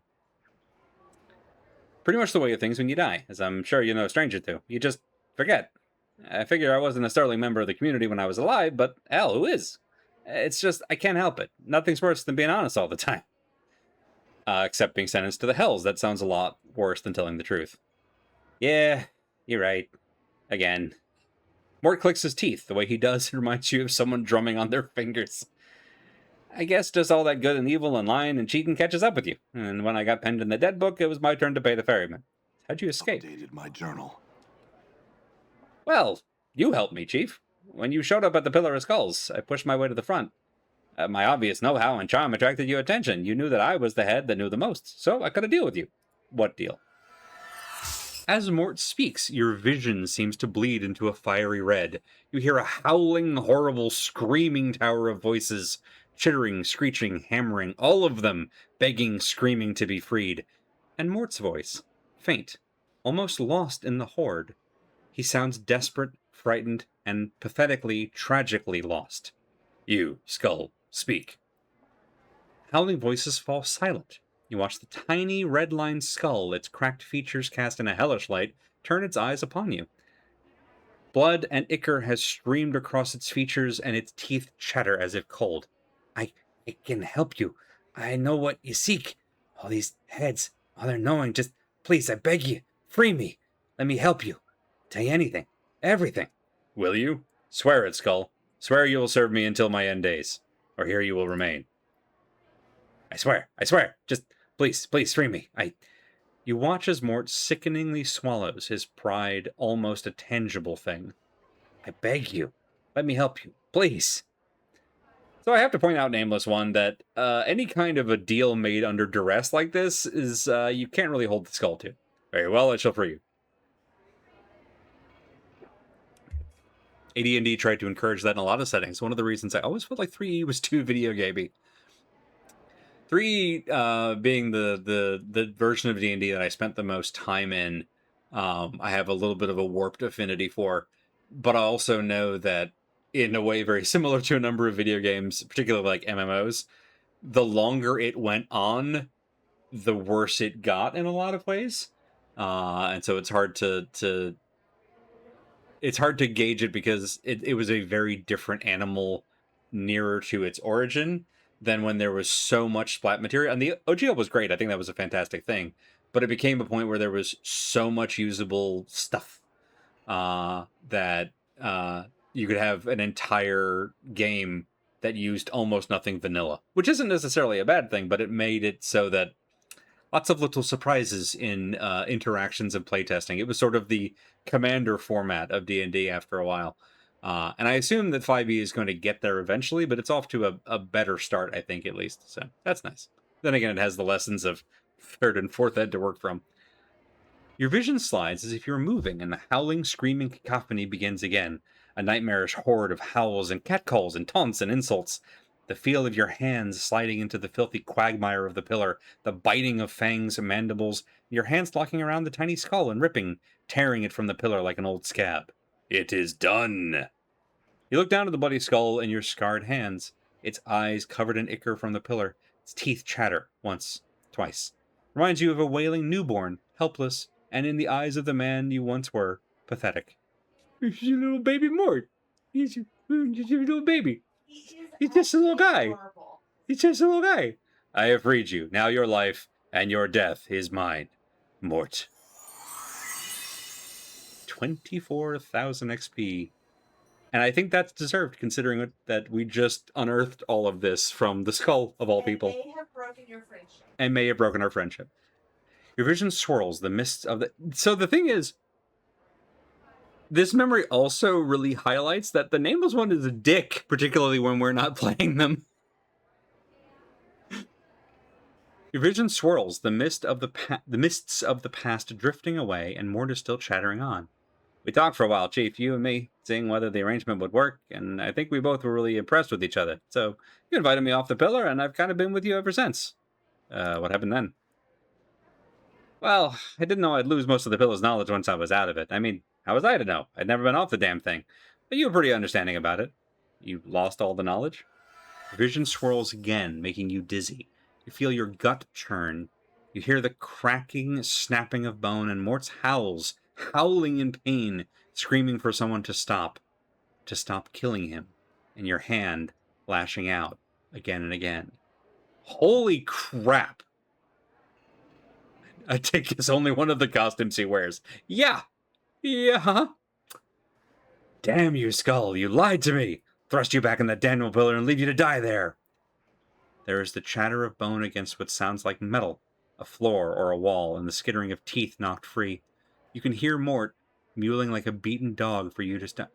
Know that your suffering on the pillar will be nothing to the torment I will make you suffer. We might be the worst person. Your vision swirls and Mort's cries ebb, fading into his chattering rhythm. So you realize I still have my uses, so I took up with you and I've been with you ever since. Mort, what did I want from the pillar, and how long ago was it that I freed you? Well, as for how long, I don't know the exact count, Chief. Ages, I suppose. I've done all that I could to help you each time, but it's not easy. As for what you wanted at the pillar, I don't know. Once you pried me off, I couldn't remember. Why didn't you say something when we were at the mortuary? Mort suddenly becomes defensive. Because I never know who you're going to be! Some of your incarnations have been stark raving mad. One time you awoke obsessed with the idea that I was your skull. You chased me around the spy trying to shatter and devour me. Luckily, you were crushed by a passing cart on the street. Another, good and lawful, you tried to thrust me back into the pillar because it's where I belonged. That's why. Besides, no harm's ever come from you not knowing. And this is why neutral good is better than lawful good. This is why neutral good is better than lawful good. Now I want to give Mort a hug. Not sure how that would work. I mean, he's still a skull. You can just sort of, basketball him. So you stayed with me all this time? Well, yeah, Chief. I said I would.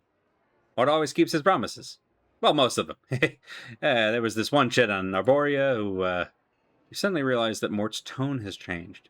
Past the joke, you realize he's trying to hide something. Something about why he's with you. Mort, seriously, why are you still traveling with me? Chief, I said it's because I promised, alright? What else could it be? I don't know, you didn't need to stick around after I freed you. Well, of course not, Chief, but Suddenly his tone of voice strikes a chord in you, and you know why he's remained with you all this time. You feel guilty. You led me to my death so long ago, isn't it? You've been suffering ever since. Ah, come on, Chief. Me feel guilty? I'm Mort! No, I think that's it. When I came to free you from the fate you deserved, you couldn't help but try and help me. And when you could have left after I freed you, you remained, because you felt indebted. Mort's silent for a moment, looking at you. Maybe. You know what's funny? At first, I don't know what the feeling was. Kind of slowly eats at you, you know? I mean, at first I thought it was a side effect of some enchantment that bound me to you, but after a couple 100 years, I realized it was more than that. Something deeper. I just felt drawn, connected to you somehow. Maybe it's all your suffering, Chief, your torment. I don't know. Maybe I felt, responsible for whatever it is I did. Or something I did brought you to this state. Thing is, I don't think me, or whoever I was, really ever had to see the consequences of all the lying and cheating I'd done.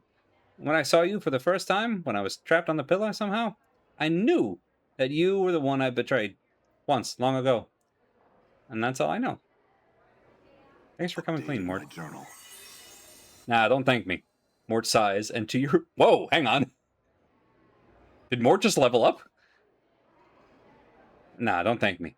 Mort sighs, and to your surprise, his voice seems stronger somehow, more confident. Some of the cracks and fractures in his skull have vanished, as if healed. Ah, the thanks is all to you. I feel like I just had a plane moved off my shoulders, so to speak. Okay, that's it. That's the best we're gonna get.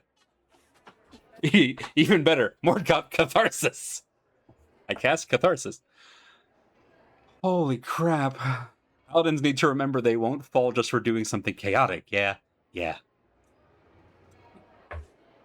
Mort is more or less a Beatorian petitioner, but his alignment is listed as chaotic good. Yeah, I was thinking that. Lawful also works better as cleaving to a code and not slavishly obeying laws because they're laws. Yeah. So, Especially when we consider the difference between laws and ethics. the original concept was directly lifted from Michael Moorcock. Moorcock, yeah. It's order versus chaos. It's order versus chaos. Law versus chaos. Correct. And if we had stuck with that, we would have we wouldn't have the confusion. Yeah. 30, 40 some years of bullshit. Yeah. I have some other questions. Do I? I think that's like I said, that's as good as we're gonna get. Use some advice. Hey, I can use some advice. What do you think we should do? Here's how I say things. Ravel got maced, so there's probably some key and some portal that could take us there if you still want to go. Do you know where I can find a portal? Beats me, Chief. Tons of portals in Sigil. I say try the fest hall. Yes! Oh, I love being smart.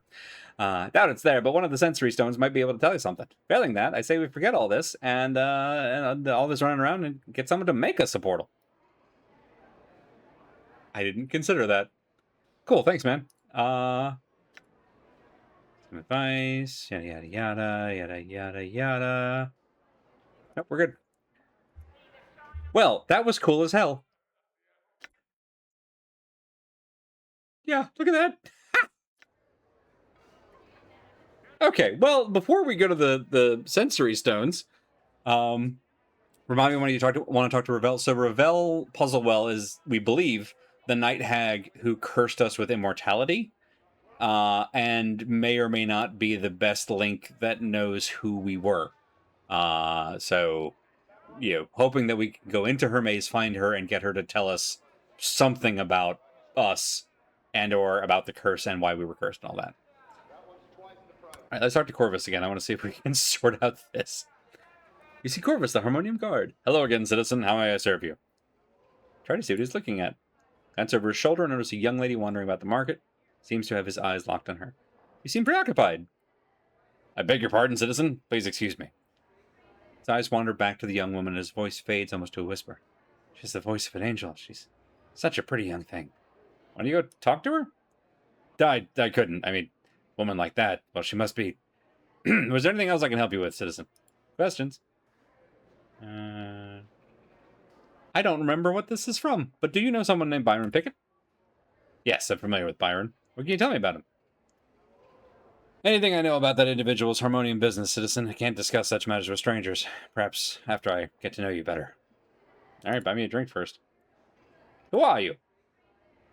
Harmonium Guard Corvus. I keep the peace around here at the market. Tell me about the Harmonium? I don't care. Tell me about the other factions. Other questions. Buy some weapons, magic items. Thank you.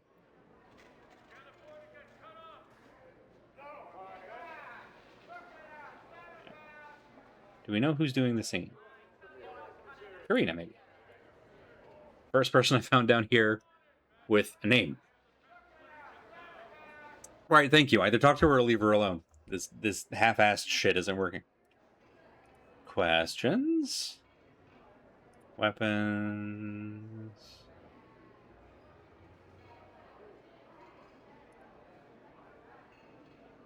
Alright. I was just going to ask a question about the weapon shop, and we got more than we bargained for. We're going to buy some weapons. Anza over there sells weapons. All kinds of weapons. You a warrior? Silly of me. Of course you are. I mean, how could you not be with those scars? Oh, I'm sorry. I shouldn't mention those. You're not sensitive about them, are you? No, I've gotten used to them. Oh, good. Didn't mean to hurt your feelings, or anyone else's for that matter. You just have to be careful what you say to someone, you know? I mean, people are different, and you never know. What may offend one person may not offend another. So, anyway, questions? You really like to talk, huh? She shuffles her feet and looks embarrassed. Well, I've been told that I probably talk a bit too much, and, well, people tend to avoid me, and I really don't have any friends or male friends courting me, and sometimes I get lonely. Voice gets lower and lower until she is finally silent. Oh, no. Well, I can understand why. Good day. Absolutely not. Never in a million years. I don't think you're a bad person, Karina. I haven't liked you. Updated my journal. Hooray! Really? Thank you so much. I don't know your name. Okay, all right. This is like the 6th or 7th time. From here on forward, we're Adon. Every time we get the option to lie and say we're Adon, we're Adon. I'm Adon. Thank you, Adon. It's nice to know I have a friend. Farewell, Karina.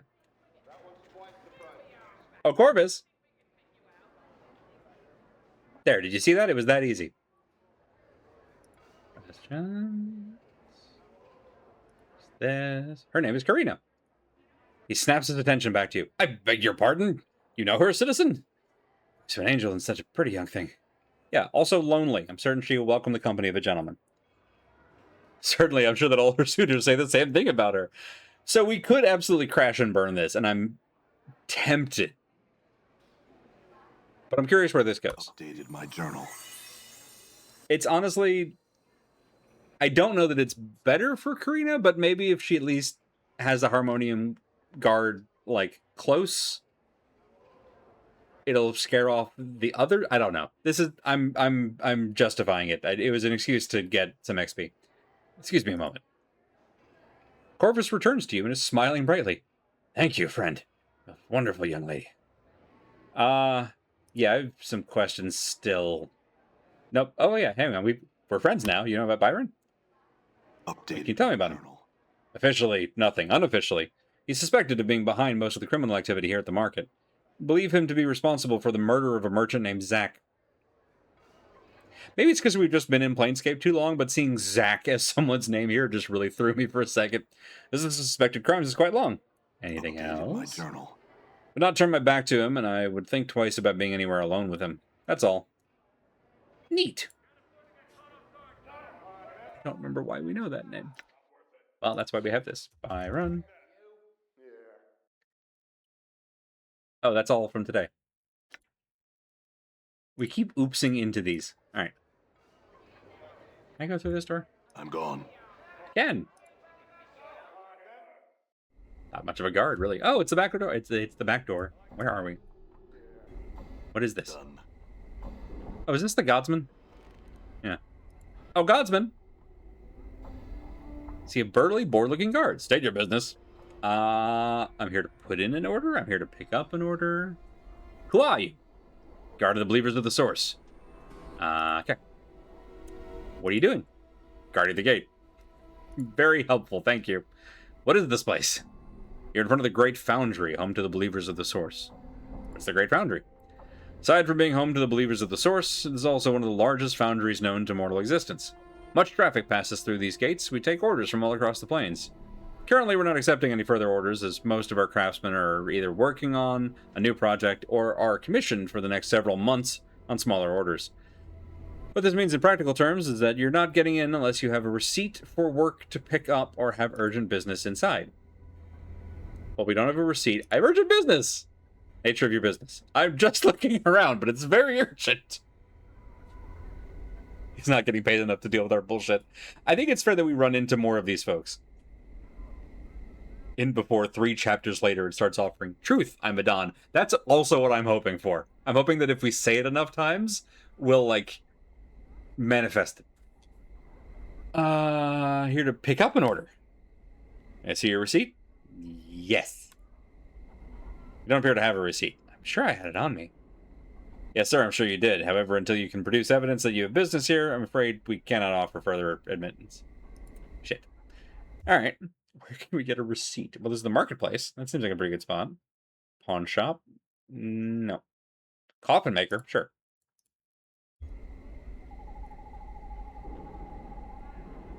Have we been to the coffin maker? That doesn't sound familiar. Feels like I remember that. Right, fake it till you make it. It might have worked. Could have shown him a bloody handkerchief and told him it was a receipt. I don't know. Right, we tried to talk to Lenny. Lenny wouldn't talk to us. Right, get a seat first and then turn it into a receipt. Perfect. All right. Dimtree. Dimtree and Hamris. What names? Tall, slender man with a glassy-eyed expression. Seems engrossed in some tale that the shopkeeper is relating. Occasionally, he nods his head, but makes no comments on his own. Let's talk to the shopkeeper, then. Rugged-looking, square-jawed man. He turns to you with a wide smile. How are you, Cutter? Good day to you. Good day, indeed. He squints at you for a second, then juts his hand out to shake yours. Greetings! Hamry's at your service, member of the Harmonium and the fashioner of fine coffins for the recently departed.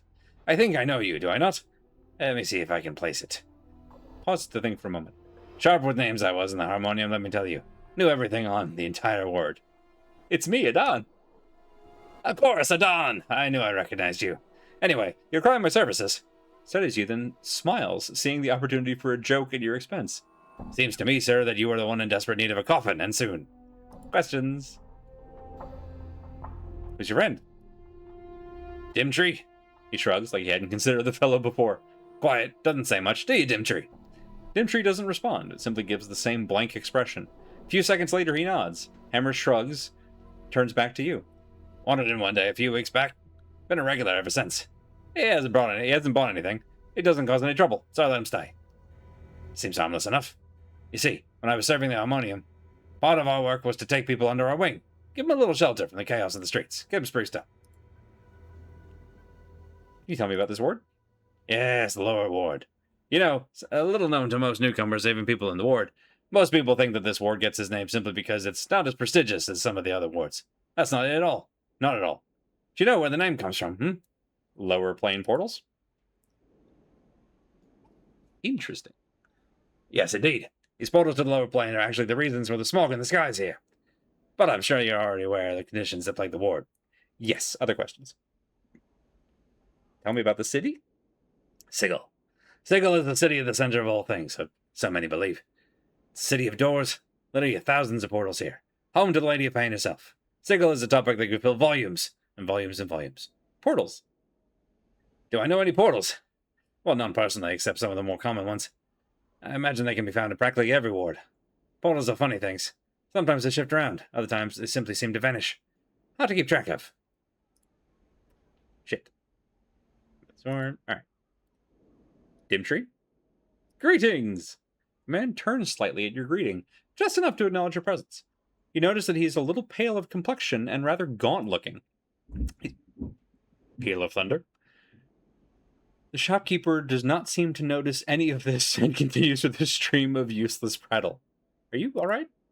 Man continues to stare at you and slowly nods. You wait for any further response, but he says nothing, only stares.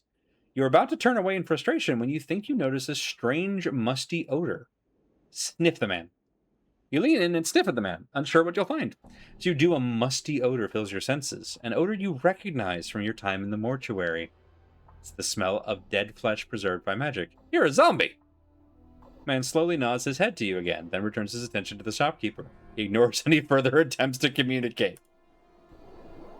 Good on you, bud. Live your life. Shelves hold many bottles and vials. Or contains various tools. Not clear if this is a tombstone or a headboard. Coffin is currently under construction. Alright. We're gonna save and just see if we can...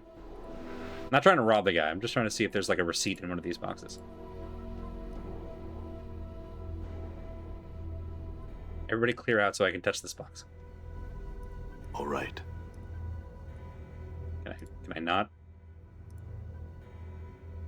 Pathfinding failure. Now touch this box. Okay. All that for 27 copper commons. Alright, fine. Nothing in here. We go. Right, live your life. I mean, it's no more than what we're doing. Adding to my list of future ideas, a character, ideally in a Planescape game, who's originally from a city named Dorse. The city of Dorse. Mostly given up on trying to correct people who misunderstand it. It's very good, I like that a lot. It's upper ward. I don't think we're gonna find anything here. Maybe we can go back to Clerk's Ward and get someone to put in an order? Or a receipt for their order, and then we'll agree to go pick it up. There's also a tailor, I think? Go to the tailor. Someone has to... It's a foundry, so like I wouldn't assume a tailor would have anything. Mika? Yada yada yada. Trades, area. Factions. Fushi. My devoted wife. More questions. Okay. Yep, it's me. Tell me about the area.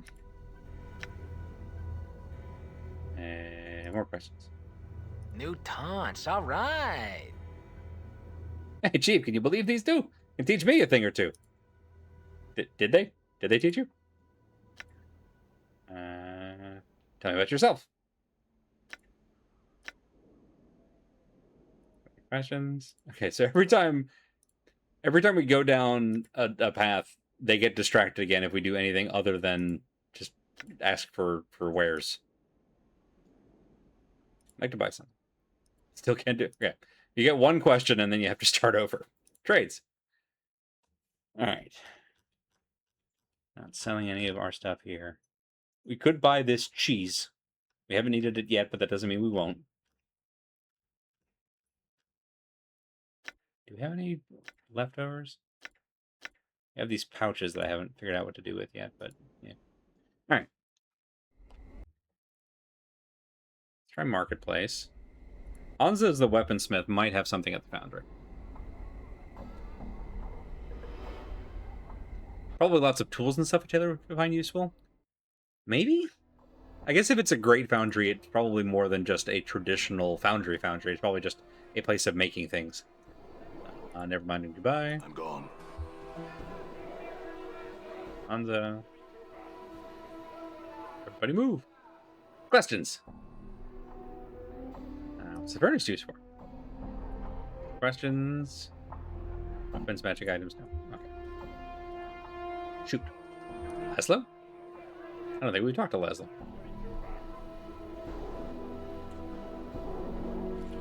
Questions? Let's see. Anything we're seeing around here? Tell me about the foundry. Ha! Center of the ward, pretty much. Impressive structure, to be sure. Can't miss it. Just head north. You'll know it by the big gates. Tell me about the believers. Got a bunch of names. Believers, godsmen, believers of the source. Well, so just call them godsmen. They have their kip in the Great Foundry, and they seem to get by pretty well. They're a pleasant bunch. They believe that everybody can be great as the powers even, if you just strive to reach it. Might mean you have to start a life over a bunch of times, but you'll eventually get there. What faction are you? Oh, B. And Mida. Our Indeps. We're a faction that's not really a faction. We're a faction that believes that people are free to do as they will.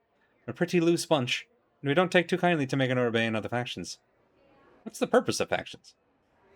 Factions are them that govern most of Sigil and the day-to-day business. There's a bunch. There's the dead, the dustmen, take care of all the dead bodies. And then there's the governors that make the laws, the sensates. There's a number of factions. Here in the lower ward, we mostly deal with the believers, the godsmen. They have their kip in the Great Foundry. Alright, what can you tell me about the other factions? Tell me about the Foundry. Other questions? Nuts. Alright. Sender. Do you have a receipt? Oh no, they're libertarian. What is this place? Is that stall empty? Strange in what way? I don't know the dark of it, but Zach had a bit of business trouble and needed some coin. Got himself a loan from Byron Pickett, the moneylender. Okay, here's how we learn this. Pickett started trying to take business from him, but Zach refused. Not long after that, Zach was a debtor. Pickett took his window, tryst to court to get the jink Zach owed. She claimed the debt was paid and said she had the papers to prove it. They've turned up missing. What happened? With no proof of the debt being paid, the business was sold and the widow Trist held responsible for the remaining debt. She couldn't pay it. It's the block for her. The block. The auction block. You can't pay your debts, you get sold into service for a few years as punishment. Where can I find this block? North of the market, you can't miss it. Something about missing papers? Hey, Trist was saying that her husband Zach paid the loan in full and that she had the papers to prove it. When she went to get them, they were gone. I'd be laying jink down that Pickett would be behind it. Where can I find Pickett?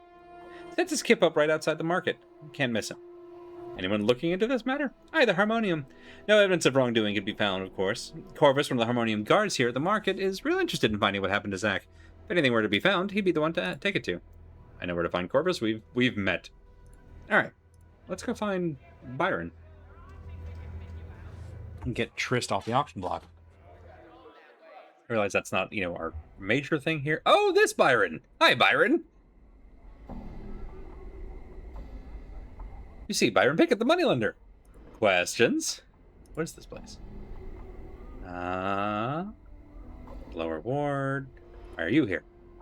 The one thing these mindless sods are good for is spending their money. It gives them the feeling that they are actually accomplishing something with their otherwise meaningless lives.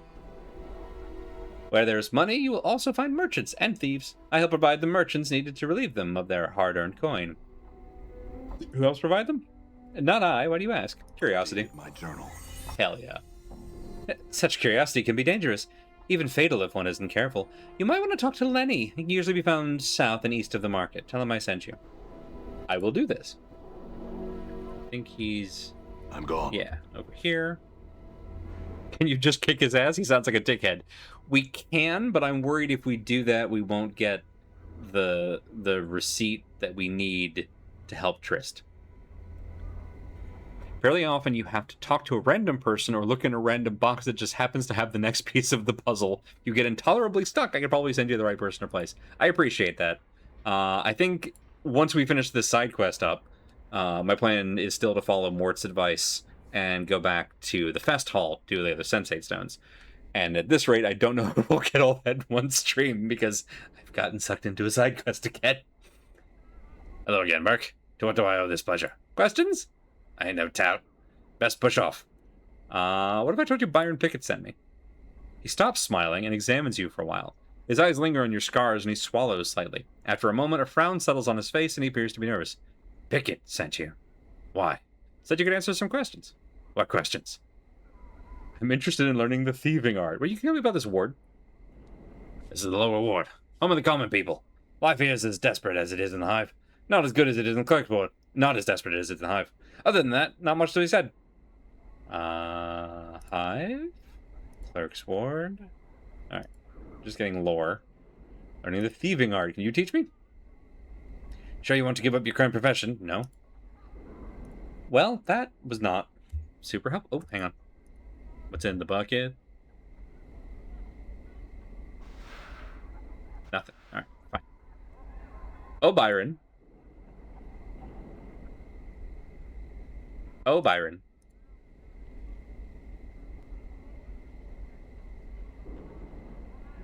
Questions? What is this place? We got the open air market.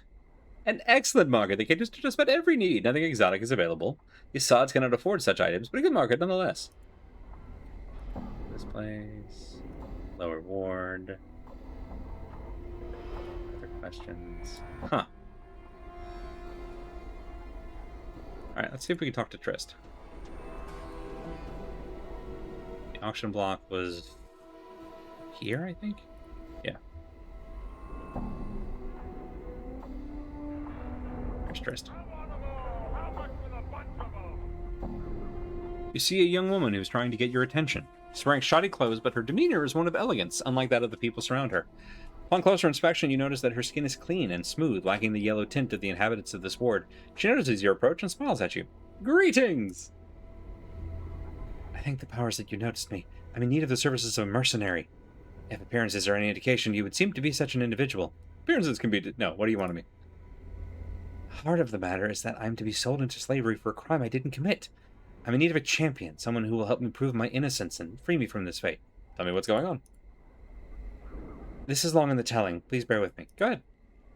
My husband died recently, left me his business. Not business-oriented, so I decided to sell. Not long afterwards, I was contacted by a lender saying a loan of the business had not been paid. I examined all the documents my husband left and found that there had indeed been a loan taken, but it had just recently been paid in full. I explained this to the lender, and a few days later he asked for a copy of the document. It was nowhere to be found. Uh-huh. Well, when I couldn't prove that the loan was paid, the lender took me before the court. My monies were taken and applied to the balance owed.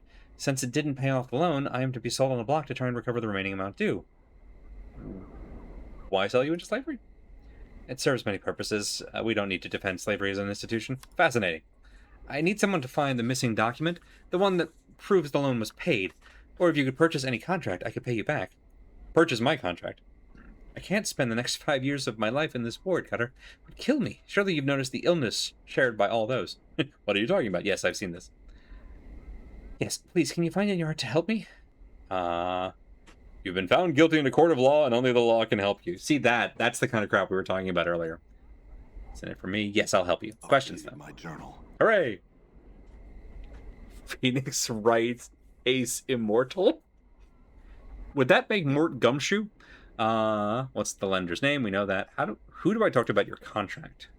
Darren the auctioneer. Usually over there on the block. Alright. We only have $600. That's probably not going to be enough. Do you think the loan document could have been stolen? I certainly do. I don't know. Why would anyone steal that? You'd leave other valuables be. Well, maybe the lender stole the document so you'd pay for the loan twice. That That's a terrible thought, but also a most ingenious one, Cutter. This Byron Pickett does strike me as a knight of the post. A what? A thief or a cheat.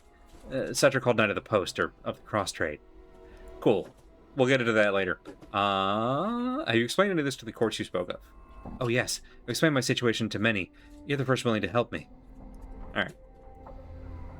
Place the loan document. Yeah, could you have misplaced it? No, I'm a very meticulous person. I kept the document in a lockbox in my husband's study. Never left that room. Alright. With that knowledge, let's go talk to Lenny again. See if we can follow up. And then we'll talk to Byron again. And then if we need to, we'll talk to Darren. Mort would be Maya. Oh, no, you're so right. You're absolutely correct.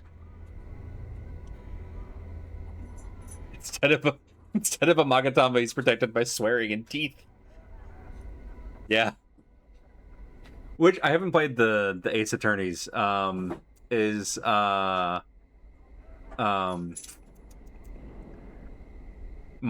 the younger sister, and Mia is the older sister who is dead, but sometimes gets like summoned on to who was like Phoenix's ward, not ward, mentor. Phoenix was her ward. But Anna would be Maya since she's the thief. I assume that Anna is what's her name? Francisca von Karma. But that's mostly a vibe check. Yeah. Oh, exactly right. Or right. I have a sneaking feeling that Lenny will try to kill you, and tell him I sent you is what will cause it. Now, that would have been smart of Byron, but I don't think he sees us coming, to be honest. Questions. Byron sent me. Answer my questions. I want to ask you about the papers you stole from Trist. He swallows hard and stares at you. You notice his muscles tense, and it looks like he's ready to run. Don't. I have a lot of spells. You won't get far. Puts one hand on his hip in a nonchalant manner, but you can tell he is wound tight as a spring. I don't know what you're talking about, Burke. You best be off. Smile wickedly. You know what I'm talking about, Lenny. Byron had you steal some papers from Trist. I'm here to collect them. Give me the papers you stole from Trist, or I'll kill you. No, we're going to smile wickedly at him. Swallows hard, and the corner of one eye starts to twitch. He glances at the scars that cover your body, and then rises to meet your gaze, but cannot. Collect them, I destroyed the papers after I nicked them, just like Byron told me to. Then why are you so nervous, Lenny? Let me guess. Byron thinks you destroyed the papers, but maybe you didn't? Maybe you kept them. Little blackmail material? He stares at you for just a moment, then suddenly turns to run. Grab him!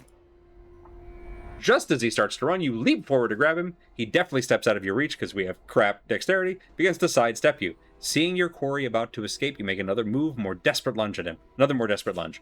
You fail to grab him, but you do manage to bump into him hard, knocking him off balance. Your efforts foil his escape. All right, I didn't destroy them. I'll give them to you, just let me go. Hand them over. I don't have them with me. I swear it, I don't have them. I just put them in storage. Then let's go. He shakes his head sadly. We can't. They're in the warehouse, and they're not open for business right now. Rumor has it there's some sort of management change going on. I don't know if that's true. In any case, I can't get the papers. I'll look into this and get the papers myself. Fine. Guess that'll make... I guess that Snake Pickett wins again. Let's just go get the papers, Lenny. Go to the warehouse and tell the clerk I'm here for a loan. And give you the papers. Later, Burke. Updated my The journal. warehouse, eh? Well.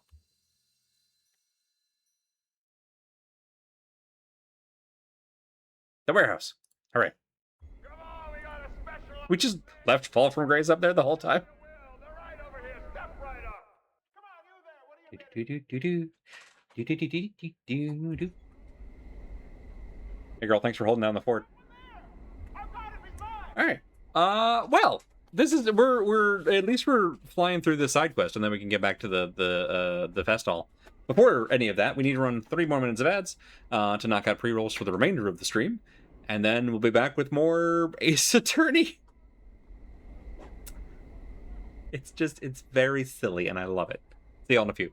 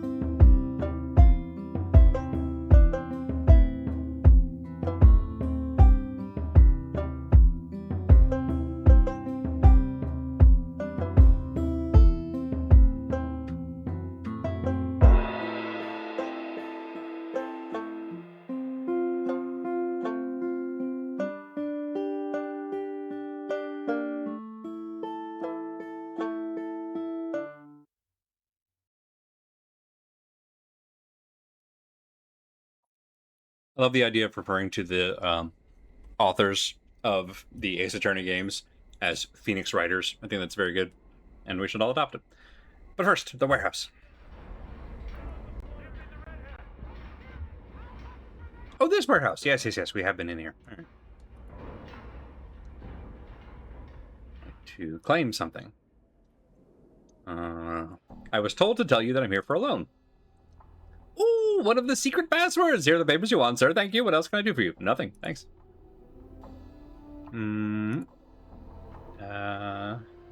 We at the Vault of the Ninth World value your business. Please return. Yeah, bye.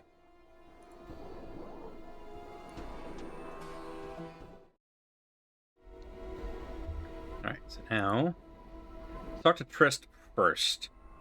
And if she gives the say-so... Okay, that's what I was going to ask her. Should we take this? Who should we take this to? And apparently, yes.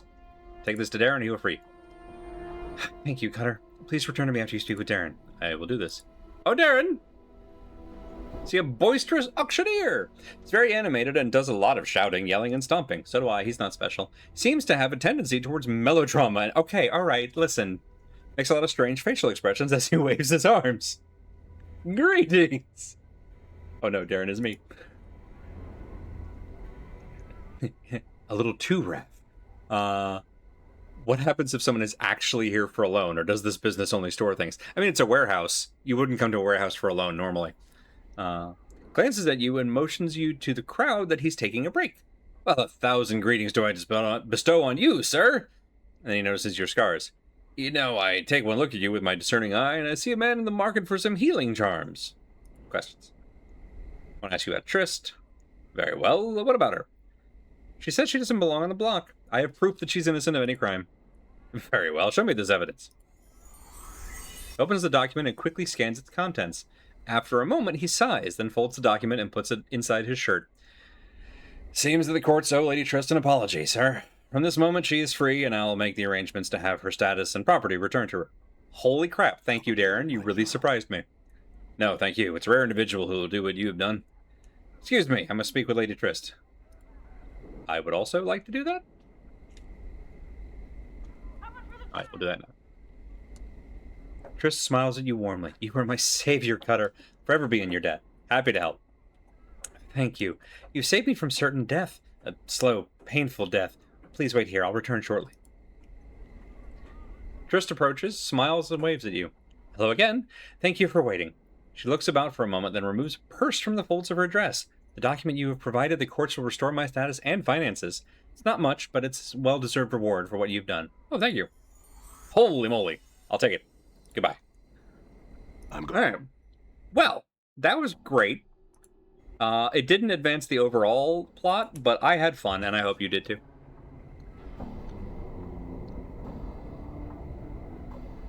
Hard to feel for Darren since he's literally committing legal slavery. That's why I was so surprised. I'm like, if we give him this thing, he's just going to be like, oh, pretend I didn't see it. So, what a weird profession to live in, that you're a law-abiding slave auctioneer. You wouldn't download a warehouse. I mean, I would. You don't know my life. Not just the court, that dickhead Byron. Also, she's owed money as well as an apology. Yeah, damages should be a thing. I'm tempted to go back and talk to Byron and see if we can secure that. Maybe we'll make time for that at the end here. But first. Splinter! How can you help me? Can you show me to the sensoriums? Let's start with public, and then we'll go back to private, and we'll just work our way through literally all of them in a, let's say, clockwise fashion. No, let's go counterclockwise. They won't be able to hit us.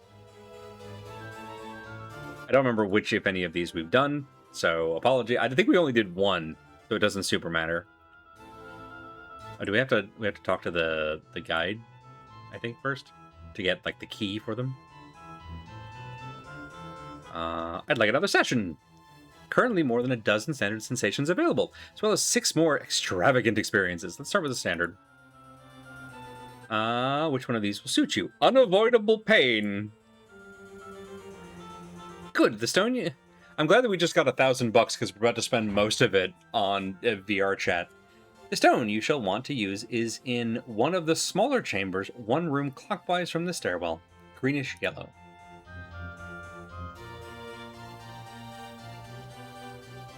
That's not greenish. Hang on. Is there another stairwell? Oh, one. Do you say counterclockwise? Oh, you said counterclockwise. Yep, you said counterclockwise. There. You did say clockwise, and I just don't know which way clocks work. There. Okay. You have to pay for every use of each public sensory stone. That's fine. $10 a piece shouldn't bankrupt us. Spencer, yes, my son. I was thinking it. I was watching Loading Ready Run did a like year-to-date review from Magic the Gathering sets, one of which was Teenage Mutant Ninja Turtles. And there were lots of wonderful bits, including the fact this is a whole thing. We're deep in the tank. Go with me on this journey. So one of the other sets that came out for Magic this year was Lorwyn Eclipsed, which is a very like fairy tale themed Magic set. And to announce it, Wizards straight up reached out to like the Jim Henson productions. Oh, yeah. Such a good commercial. And got like actual puppets to show the like daytime nighttime shift between. There was singing and puppets are always great, and it was wonderful, and they were so popular that WotC has kept the puppets around and has had them announce future sets and kind of joked about them. And so they were talking about, or they were being used to kind of discuss the Teenage Mutant Ninja Turtle set. And somewhere in the midst of that, I can't remember the exact line read, but one of the two puppeteers like shifted a voice into the Splinter voice, because one of the two puppeteers is literally the voice of Splinter from the Teenage Mutant Ninja Turtle movies, the live action movies. And I just think that that's cool as hell. Let's see. She deserves to be made whole at minimum, but really deserves damages. Some of the remarks earlier about paladins compelled me to go hunting and rediscover a story I'd forgotten was called The Powder Keg of Justice. How I defeated my enemies with the power of love. Part 1. I discovered that love is not able to change the world. Part 2. The power of incredible violence. System that sells people into slavery, even as some kind of punishment, should be dismantled at its very core. I am also anti-prisons. Better to kill the Lady of Pain. We'll get right on that. Oh, the puppets for... I can't remember their names, but they're puppets that were added to announce the Lorwyn Eclipsed set. Begin the sensation! The experience is a short and violent one. Goes with the name. Struggling with another, slightly stronger man on the edge of a blazing hot stream of molten lava, your weapon hand is slowly, inexorably forced ever closer to the magma. Beads of sweat evaporate the instant they appear. The hair on the back of your hand blackens and smolders above the awesome heat. Finally, your howls of suffering echoing from the canyon walls around you. Your hand and the axe it holds plunges into the lava and chars to ash in a few agonizing seconds. Experience seems to have stirred some long-forgotten, vaguely similar memory in your own mind. Are these all us? Don't answer that. Alright, bartender, hit me again.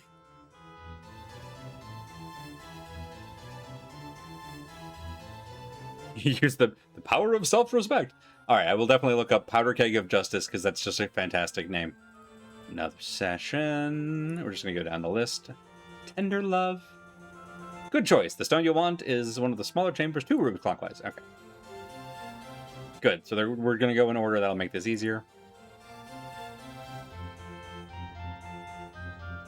Begin. Your eyes are closed. You can sense yourself standing on the tips of your toes, pressed against someone tightly. Soft, soft lips brush against yours, giving you the most gentle of kisses. Your heart seems to flutter in your chest, and you feel as if you could fall backwards and simply float off into space. Adorable.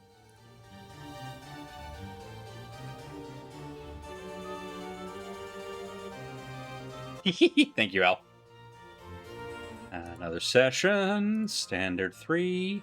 Mind-numbing tedium. A good choice, sir. Is it? Is it really? It's Violet Stone. Yeah. Nope, that's not what I meant to do. Okay. The experience couldn't be more than a few minutes long, but hours seemed to pass. A long, boring lecture in the driest, dustiest hall in the University of Calm in Sigil. You look about the vast hall, hoping to catch someone's eye to pull a face at, but the other students are either asleep or staring listlessly into space. You drop your quill pen, pick it up, drop it again, just for something to do. You consider stabbing yourself in the eye with it, just to see if your senses haven't been wholly numbed by the incredible boredom.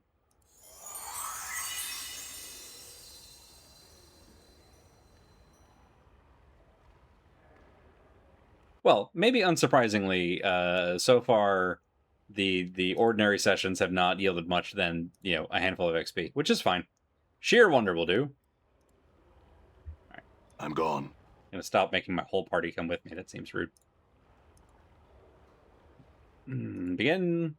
Hesitantly, you open your mouth and take a shallow breath. Water flows into your lungs like cool air. You smile and take a deep breath, gawking in all directions as you slowly sink to the bottom of the harbor. Hundreds of colorful fish weave through twisting tracts of brilliant coral. As your feet touch bottom, you peer up at the keel of your ship and laugh aloud with joy, a string of great bubbles shooting up towards the surface.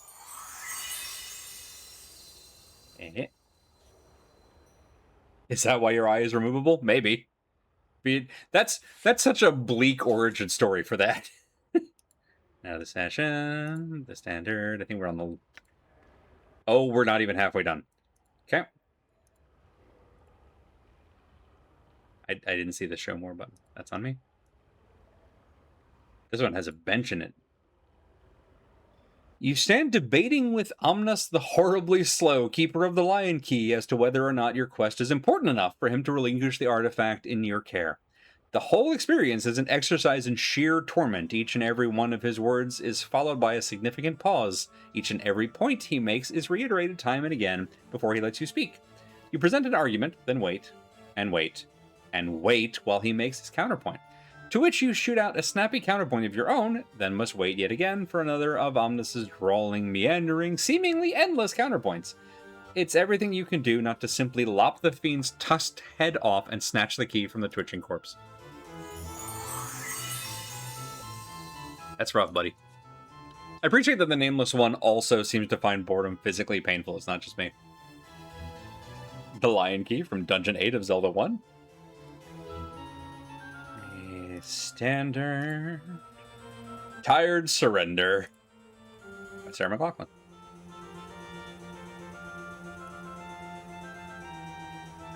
Begin.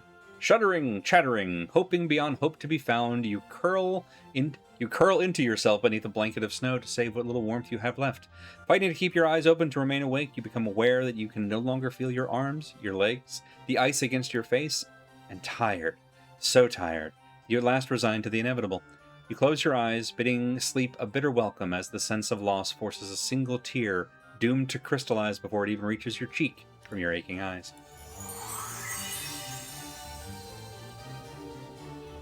Like, I get that this is the Sensate's whole thing, and as a fan of horror, I know that sometimes you do whatever you need to just to feel stuff. But also, come on, y'all. We get supernatural lust. Okay, now we're talking. I almost... What's the way to put this? I have some critique of their, album order here. You find yourself coupling with a succubus, a creature of such intense otherworldly beauty that even her fiend's horns and thrashing tail give you no pause. She gasps under you. You desire her so completely that the whole of your existence seems focused towards this single goal. As your life explodes from you in a starry burst, you hear the delighted laughter of the succubus as she drains you dry, leaving your body but a soulless husk. What's the under-over on this succubus being related to Fall from Grace? We're not going to ask. It's rude. Starry burst. I mean... It's not my favorite candy, but it's up there. Hey, Grace, you gotta check this one out. We're not doing that. Tell me about some of the others. Oh my god, okay. Psychosis will do. What a sentence. Is that this one? I should have actually read the thingy. Is that this? Yeah. Stone you want to use is in one of the smaller chambers, one room clockwise from the stairwell. Okay, got it. So it's this stone again, but with a different sensation. The experience is a strange one, very disturbing. You've the point of a knife pressed to someone's throat, your hand clamped over their mouth, breath hot and heavy in their face. You begin to stab them slowly. The knife dimples their skin and eventually breaks it. The hot rush of blood over your forearm, the sound of strangled respiration, a horrible sense of perverted glee, and it's over. I'm again getting the sense that the standard experiences are not really going to yield us more than the 750 XP a pop that we're getting. No, To move the you're others. just experience grinding right now. It's a form of grinding. I mean, one of them was explicitly about grinding. You're right.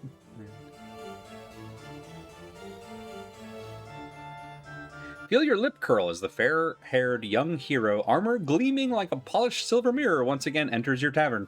Hanging his velvet cloak on a wall peg, he surveys your patrons with a pair of eyes like sea gems and a smile that sets the serving wenches swooning. You set the mug you're cleaning down and harumph loudly, thinking of what it'd be like to turn him upside down and shove him in a rain barrel. It's not my preferred sexual position, but do what you want.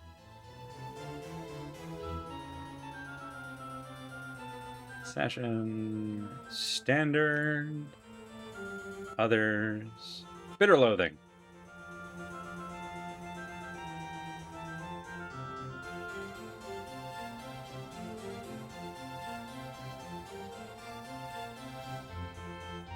Holy moly. Venomous tears of pain brimming in your narrow yellow eyes, you gather the tattered remains of your small, scaled red wings off the floor. You humbly back out of Groba's study, gritting your needle-like teeth beneath sealed lips. Sure, you're only a Spidagon, at least among devils, but that's no cause for a pit fiend to tear your wings off because he doesn't like the message you brought him. What will your Gulagon master do now? He certainly can't say anything to Groba, and what use is a Spidagon without its wings? Would probably get cast in the pit of flame for incompetence. Vengeance out of the question, there's little to do but shake your clawed fist and hate Groba with all the loathing your hard little black devil's heart can muster. Yeah, that's just how it is sometimes. Is that an Animal Crossing joke? Which one? Bit of the old ultraviolets, eh? Yeah. Bitter Loathing is my favorite absinthe blend. And the others. Pure Glee.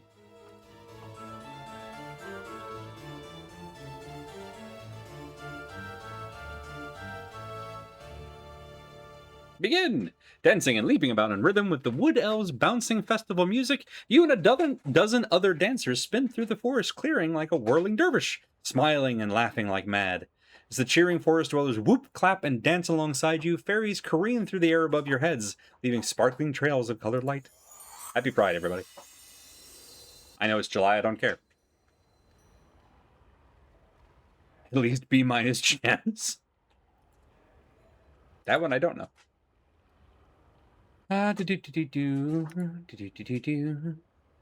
Some of the others. Christ on a cracker. Pride and Exhilaration. 1, 2, 3, 4, 5. This is what you're doing for the rest of the game, yes. For the rest of the stream, for sure, yeah.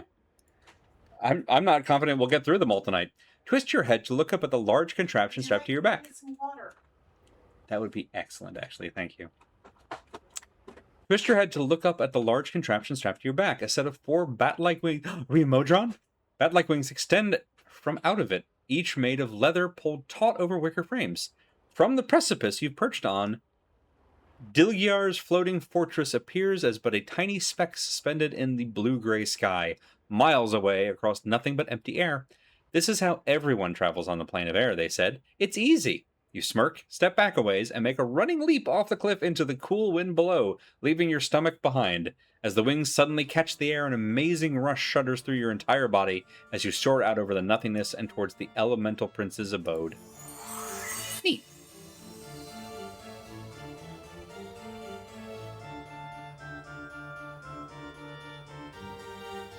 Oh, when you catch a sea bass, and the game says it's at least a B-. Oh, Animal Crossing. Others. That was this. Grim Determination. Here, I think?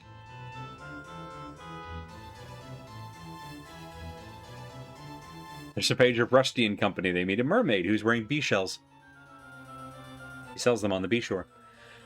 The entire hall was in ruins and still in the process of being destroyed as dozens of combatants hurled weapons, deadly arcane magics, and themselves at one another in a desperate struggle to be the last one standing. Plumes of acrid green smoke rose from the pile of limp bodies you drag yourself out of, having barely escaped the wrath of some fiendish spell.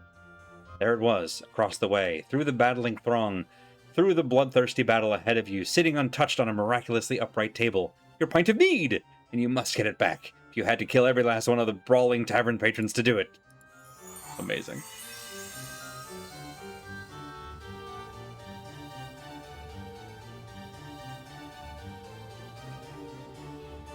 And the standard. Some of the others. Grim Determination, I think, is what we just did. Bafflement. There. All right. I believe, if I've counted correctly, that this is the end of the standard sensations. You awake from uneasy dreams to find yourself transformed in your dank lair into a rather small, four-limbed, fleshy thing. You're lying on your shellless. Hang on.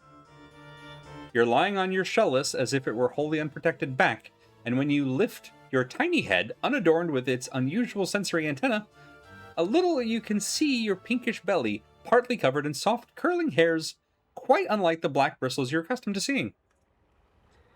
Your only two legs now jut from the end of your torso rather than up from around your abdomen. They look thick and ungainly in proportion to your body and lie there limply, making no attempt to right you on their own. Only by actively concentrating can you move the things.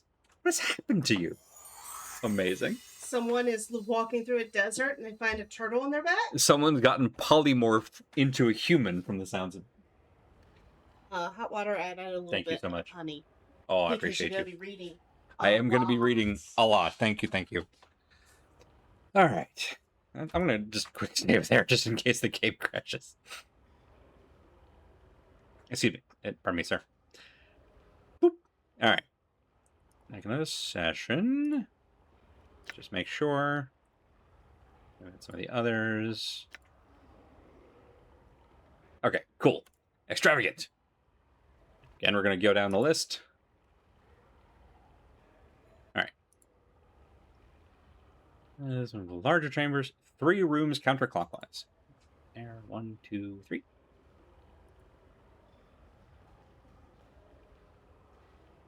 Let's save, Kaboom. Did someone polymorph a rust monster? That was I wasn't 100% certain if it was that. I was trying to place what else it could be, but rust monster, I think, like, matches. You stand on the deck of your flagship, the Divine Hammer, as it floats over the continent of Agerheim, held aloft by the winds of magic. The very landscape roils and shudders beneath the bombardment of your fleet, 1,000 ships, cannons, and bombards hurling their sorcerous fire down like vengeful gods. The shockwaves began to hit your ship only a minute ago. A constant vibration that sends shudders through the whole of the ancient craft and moves your very bones, accompanied by a constant rumbling bass, probably.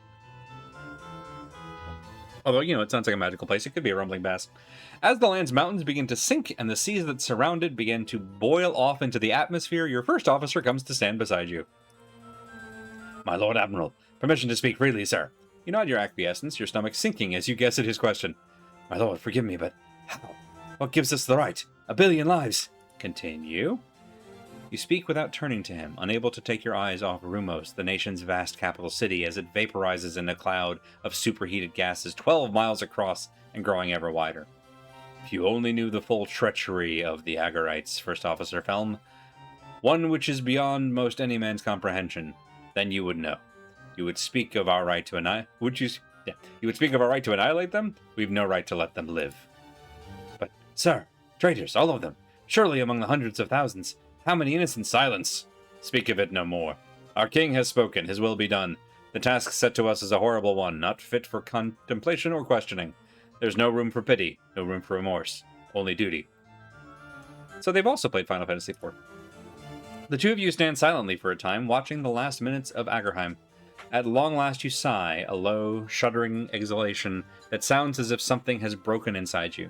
Beneath the brazen plate that covers the ruined half of your face, your dead eye begins to weep. Balm, my friend, I would have you understand. I know now, as I look down at what I have wrought here. Were I to think upon what I have done, what I have truly done, I would be struck mad. A deed such as this, the anguish would overwhelm, destroy me. So, First Officer Falm, it must be that there are no innocents in Agerheim, no mothers, no children, no people, only traitors. Vile, cunning traitors who deserve no less than the full brunt of our most holy king's wrath. You understand? Yes, my lord. Good. Now go. I wish to be alone here. By your command, Lord Admiral. Falm bows his head and returns below deck, leaving you to stand over the end of civilization.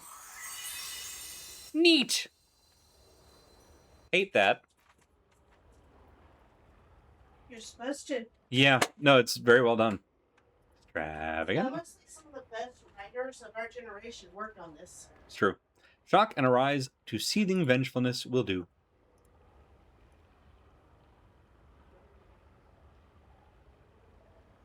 There's some extra at the end I missed. I think it's when you do the... Okay, I'll look up. I think it's just whenever you... Yeah, the experience seems to have stirred some long-forgotten, vaguely similar memory in your own mind. You feel as if you've gained something from using it. That's just the thing that explains why we get XP, and it's the same every time. Assuming that's what you meant. Begin the sensation. You stand somewhere in the nether regions of the plains. A sweltering place where the ground is beaten copper, and the sky is of brass. Bodies of sinners petitioners to this horrid place are rolled amongst iron brambles and bronze scorpions until their bones are fine gray dust. Cool.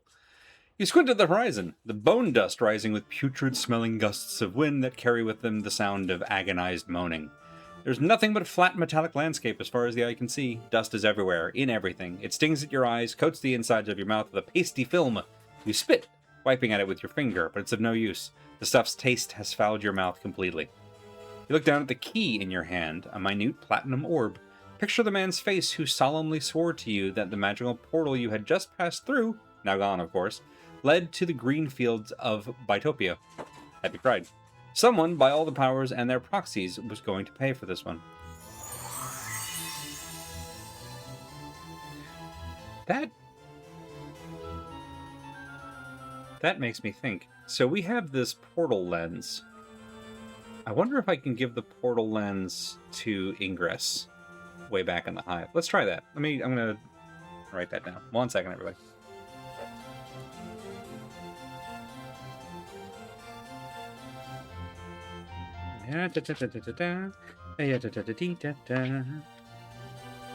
Here's where I wrote down how to use the toy Modron.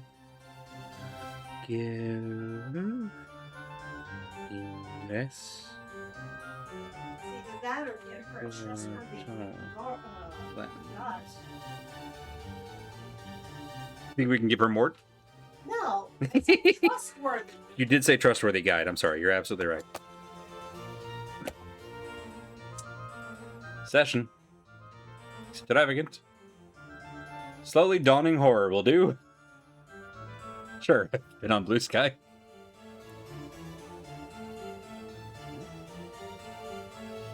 Always click on those two guys. It's in one of the larger chambers, one room. Okay. The color you described does not seem to match this one, but that's fine. How could it possibly be, you think, regarding the burgundy liquid carefully? Across the table from you, the twisted old man smiles slyly. Please, sir, try. His hushed voice, the sound of dry leaves blown over a roughly cobbled street. Thou shalt find it more than lives up to thy expectations, I'm sure. You nod at him and lift the crystal goblet into the air, watching the light play through the crimson liquor. You'd come a long way for this drink, searched long and hard for this old man. Be damned to let anything rush you now. Moment has to be savored. You raise the glass to your lips, inhaling the stuff's aroma. The bouquet is light, sweet, intoxicating, almost dizzyingly so. You've tried countless drinks, written tomes about them, their flavors and smell, means of manufacture, in your journeys across the plains.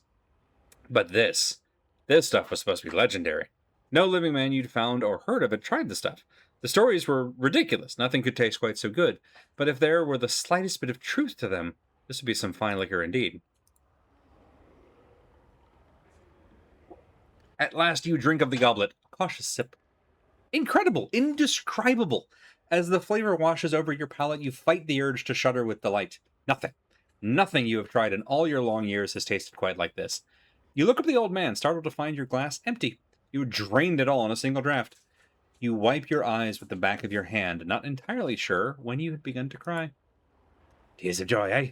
The old man laughed softly. Quite pleasing to the tongue, is it not? Wouldst thou like some more, perchance? Yes, if I might. Surely. He refills your glass. Try as you might, you cannot resist downing it in a single gulp. You thrust your finger into the goblet in an attempt to find some last hidden drop of the stuff. Several times more does he fill the goblet, and each time you gulp the stuff down as a starving man would devour a feast, unable to control yourself, to deny yourself another exquisite taste. Hey, Willow. Has been here since you were interrogating the skull. Lurking is always fine, and you are more than welcome. Although I am glad that you were here for that scene, because, dang, that was cool. He chuckles softly once more. A drink such as this, a man would do anything for it, no?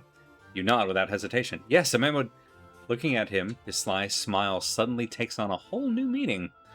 A sense of horror begins to creep over you, even as you begin to yearn painfully for more of the blood-red liquor. Yes, the old man grins, his yellow eyes gleaming.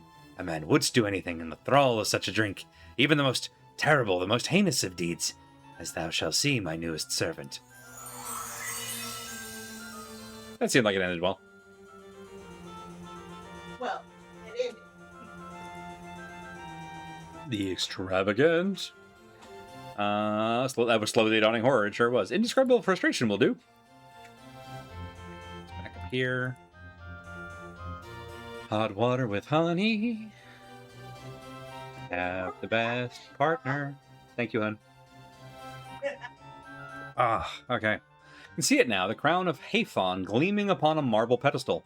No more than 20 strides away it is. With it, you could wrest control of the armies of Aethanopolis away from your treacherous brother and restore your father's kingdom. A fool your wretched brother was. You smile grimly at the thought, to leave the king's only daughter alive, thinking she could do no harm. Is this just mist? Is this mist again? Sound! Creak of leather sandals, the softest hiss. Over there, by that third pillar. She was close now. Polyphe the Medusa, jealously guarding the crown her servants had stolen for her so long ago. Crouching behind a wide pillar, you wrap your hand tightly around your trusted, thrice-blessed javelin, with your helm of swiftness. This reads like a paragraph from the old, choose-your-own-adventure books. Anyway, with your helm of swiftness and the 100-mirrored shield, even a beast such as Polyphe would be no match for you. Any moment now, she would round the pillar and meet the sight of you. Even if she turned away from the shield, your javelin would surely find her throat. So, this is Perseus, for Perseus. Suddenly, there is a gentle touch on your shoulder. You gasp, spinning around to face, of course, the Medusa. Accepting the inevitable, you only have time to loose a piercing cry of frustration before your lungs and every other part of you solidifies into cold gray stone. Never mind, we're someone who wishes they were Perseus. It's because Perseus cheated. Which is an embarrassing state to be in. The extravagant, vastly important secret. I think this is the one we watched before, but we're going to do it again just for completeness sake. Because we've learned a lot since then, and it might go differently. 6 Imperial servants rush ahead of you, swinging the golden doors of the Dragon Palace wide. Long live the Empress, they cry in unison. 1,000 years, long live the Empress. Beyond the threshold, dozens of loyal warlords, kings in their own right, drop to their knees, touching their heads to the floor in deference as you pass them en route to the grand Imperial throne. As you turn and face the minions seating yourself upon the Imperial throne, you allow a small, satisfied smile to creep across your carefully painted lips. There is but one thought in the forefront of your mind, that the body of the young Empress Woot Sun Sha lies broken at the bottom of the Well of Solitude, and that you, Baiwa, a horse merchant's daughter, are at last poised to shake the Empire and the corrupt Wu dynasty to its very foundations. Yes, that's the one we read before. Still very good, though. I like that one a lot. As with so much in this game, they just went to such lengths. And, again, none of this is really advancing plot. It's just here for a little bit of XP, but mostly for just flavor to enjoy. And I love that. Suddenly aware that the hour has almost come, you leap from your bed and run flying from your cottage and into the surrounding woods. Stumbling in the dark, you come to a small moonlit clearing, the one you had found last week and decided to use tonight. You hastily strip off your clothes, sitting in the long grass, and wait. You close your eyes, listening to the steady chirp of crickets, the throaty croaking of bullfrogs in the nearby creek, the rustle of the grass as the wind caresses it. What would someone think, seeing this through your eyes, experiencing this moment and what was next to come? Soon you would travel to the city, find a cleric to rid you of the curse. But for now, may as well make the best of things. You rub your hands together with anticipation, grinning like a bearded, fire-haired giant of a madman sitting naked and alone in a forest clearing in the dead of night. Prickling sensation runs across your skin, and your senses sharpen dramatically. You breathe in through your nose, inhaling the scent of everything around you. The damp earth, the sweat on your cast-off clothes, the opossum clinging fearfully to the tree behind you. You open your... We're in North America, I was about to say. Interesting. You open your eyes and look down at your forearms. The faint moonlight reveals the slightest quivering across the surface. But in moments, the flesh begins to ripple impossibly, tufts of thick brown fur sprouting forth. With a grisly cracking sound like popping joints and grinding bones, your back and shoulders begin to hunch and broaden. Uncomfortable, but not quite painful. Your muscles, your entire body mass, doubles, triples in size, and continues to grow. Still fascinated by the transformation yourself, you watch as your fingers wither away to nothing, hands swelling into meaty paws, from which burst fur and massive black claws. The night seems to become brighter as your eyes transform, become accustomed to the darkness. A wide muzzle comes into view, and you touch your wet, snuffling nose delicately, chuckling to yourself. Next time, you think, you'll have to stare into a mirror or pond as the curse takes effect. Watch your face warp and change, losing its familiar shape to become a bear's. Soon it becomes difficult to concentrate upon anything but your more basic urges. Food would be good. Yes, food. Perhaps you'll get lucky and find a nice fat catfish in the creek. You rise off your massive haunches with a huff, begin to amble through the trees on all fours, heading for the water's edge. I love it. That's so cute. Alright. Unsurprisingly, it does seem like we're going to have to go to the private sensorium to get the thing we're looking for. Assuming it's here at all. Oh, a werebear. He's about to go on a lawful good rampage. Oh, Splinter. So many of the sensoriums, private ones. Now, we mostly came here for Quell. Is there a guide here, or can we just use them freely? Ooh. Can we pee freely? Hey, Quell. Alright, let's just see if we can use them. Sure. Fantastic. Sickly greenstone is securely fastened to the pedestal it rests upon. The inscription beneath it reads, The Messenger. It's an okay game. He built this orphanage, and it's all up to code? As you touch the stone, its green exterior sharpens, clashing. Its brightness becomes more than you can bear, so much that you close your eyes to shut it out. As you close your eyes, you feel the skin along your arm becomes numb, as if all the sensation is being bled from them. Tired. So tired. You try and blink, yet the darkness remains. Your lids feel soft and sluggish, unresponsive. You're sitting on what feels to be a dirt floor, and around you is the smell of coppery blood and herbs? Why are you here? You came here to... What? Your memory fails you, but you feel a growing panic begin to well up. Get your bearings. Awake now, are you? And questioning all done? The voice is an old woman's, thick and scratchy, as if it is trying to force its way past a thick layer of dust. Try as you might, you cannot open your eyes and see the woman, but you feel a shiver of fear. Something's wrong. Terribly wrong. You try to respond, but all you can manage is a ragged croak. You can't feel your tongue, and your eyes? What's wrong with your eyes? Now see me you did. Spoke you did, and poorly, so the price have you paid, Crone sounds amused, and her tone drops sharply. No more of your questions. Now you will listen. You will remember my words. For in minding me, you shall live.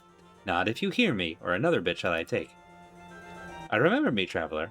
Remember me to the stone, one of the pretty glimmers in your festive hall. Use it like a cup. Pour what you feel into it, and know this. Remember me to a man who wears a skin of scars and tattoos. Oh, it's us.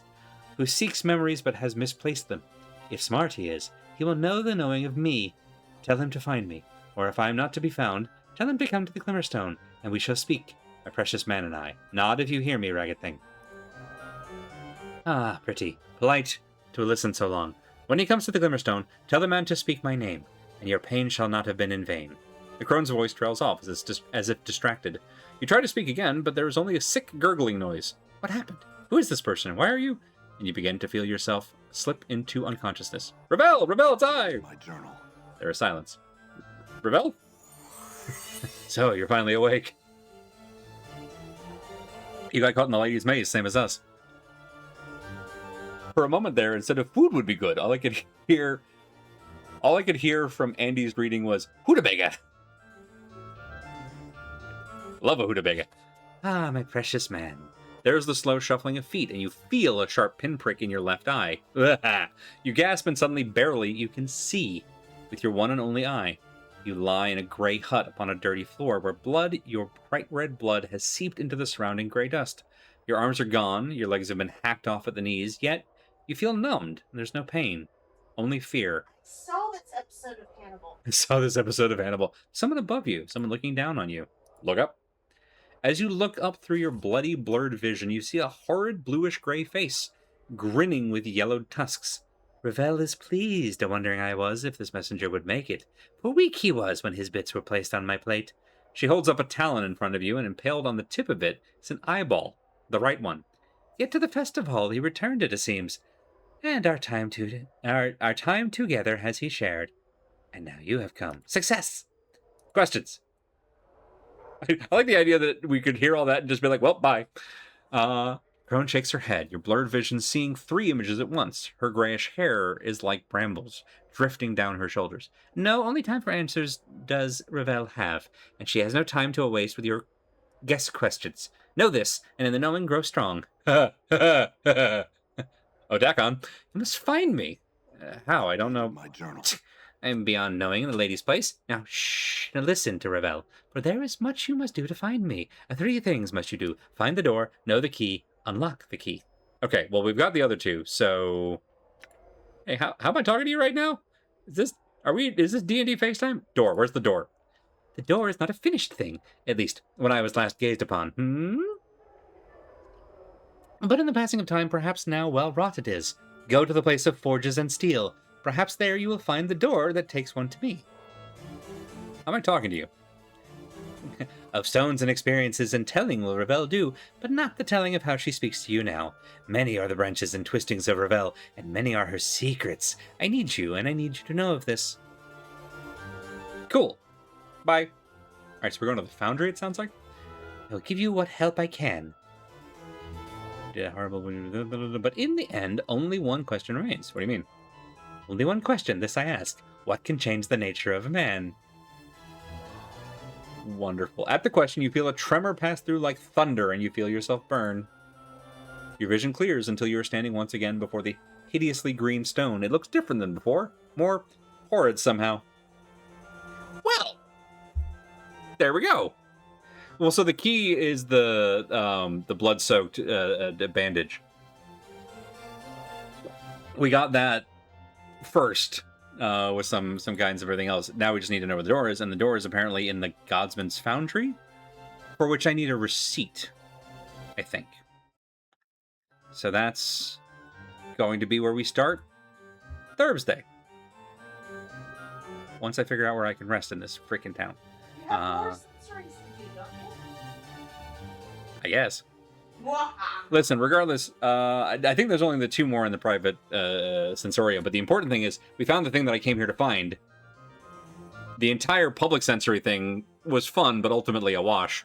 And in is to the right. Thank you. I'll head there after stream. We don't need to do that. Know that I'll rest between streams. Speaking of between streams, I'll be back Thursday, 7 p.m. Eastern Time, where we'll figure out how to get into the foundry, to get the door, to go with this key that we found, slap the 2 together, punch a night hag, grab our answers, and be home before dinner. That's the current plan. Thank you all so much for coming and hanging out and being up for lots of wonderful reading, I guess. Story time. What can change the nature of a man? A chair, a horse, a chair that is also a horse, a chair horse, a miserable little pile of secrets, a miserable little pile of horses, a secret horse. Hard to see that there are doors over there. Thank you very much. I appreciate that.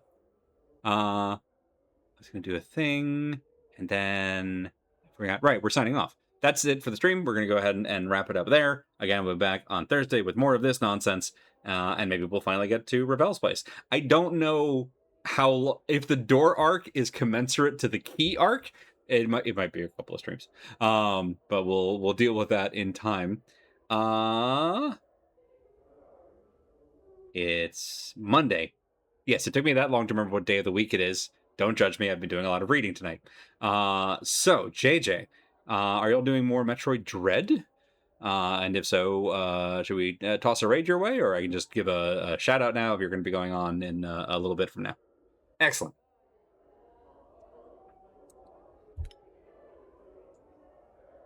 Going on now. Fantastic. All right, that saves me from trying to think up a way to say it. If you're interested in a lot less reading and a lot more ass kicking, JJ is going to be streaming more Metroid Dread, a game that is somehow a Metroid game in which your arm is a gun and yet it's still a scary, which they've only really managed to pull off twice successfully, and this is one of those times. So I will toss a raid over to twitch.tv/if_when_y for that nice little sort of, I don't know if cooldown lap is appropriate, but certainly a more active sort of gameplay than what you've just been watching. Otherwise, I'll say thank you all again, and I will hope to see you next time. Good night. 2 nickels, but it's weird that it happened twice.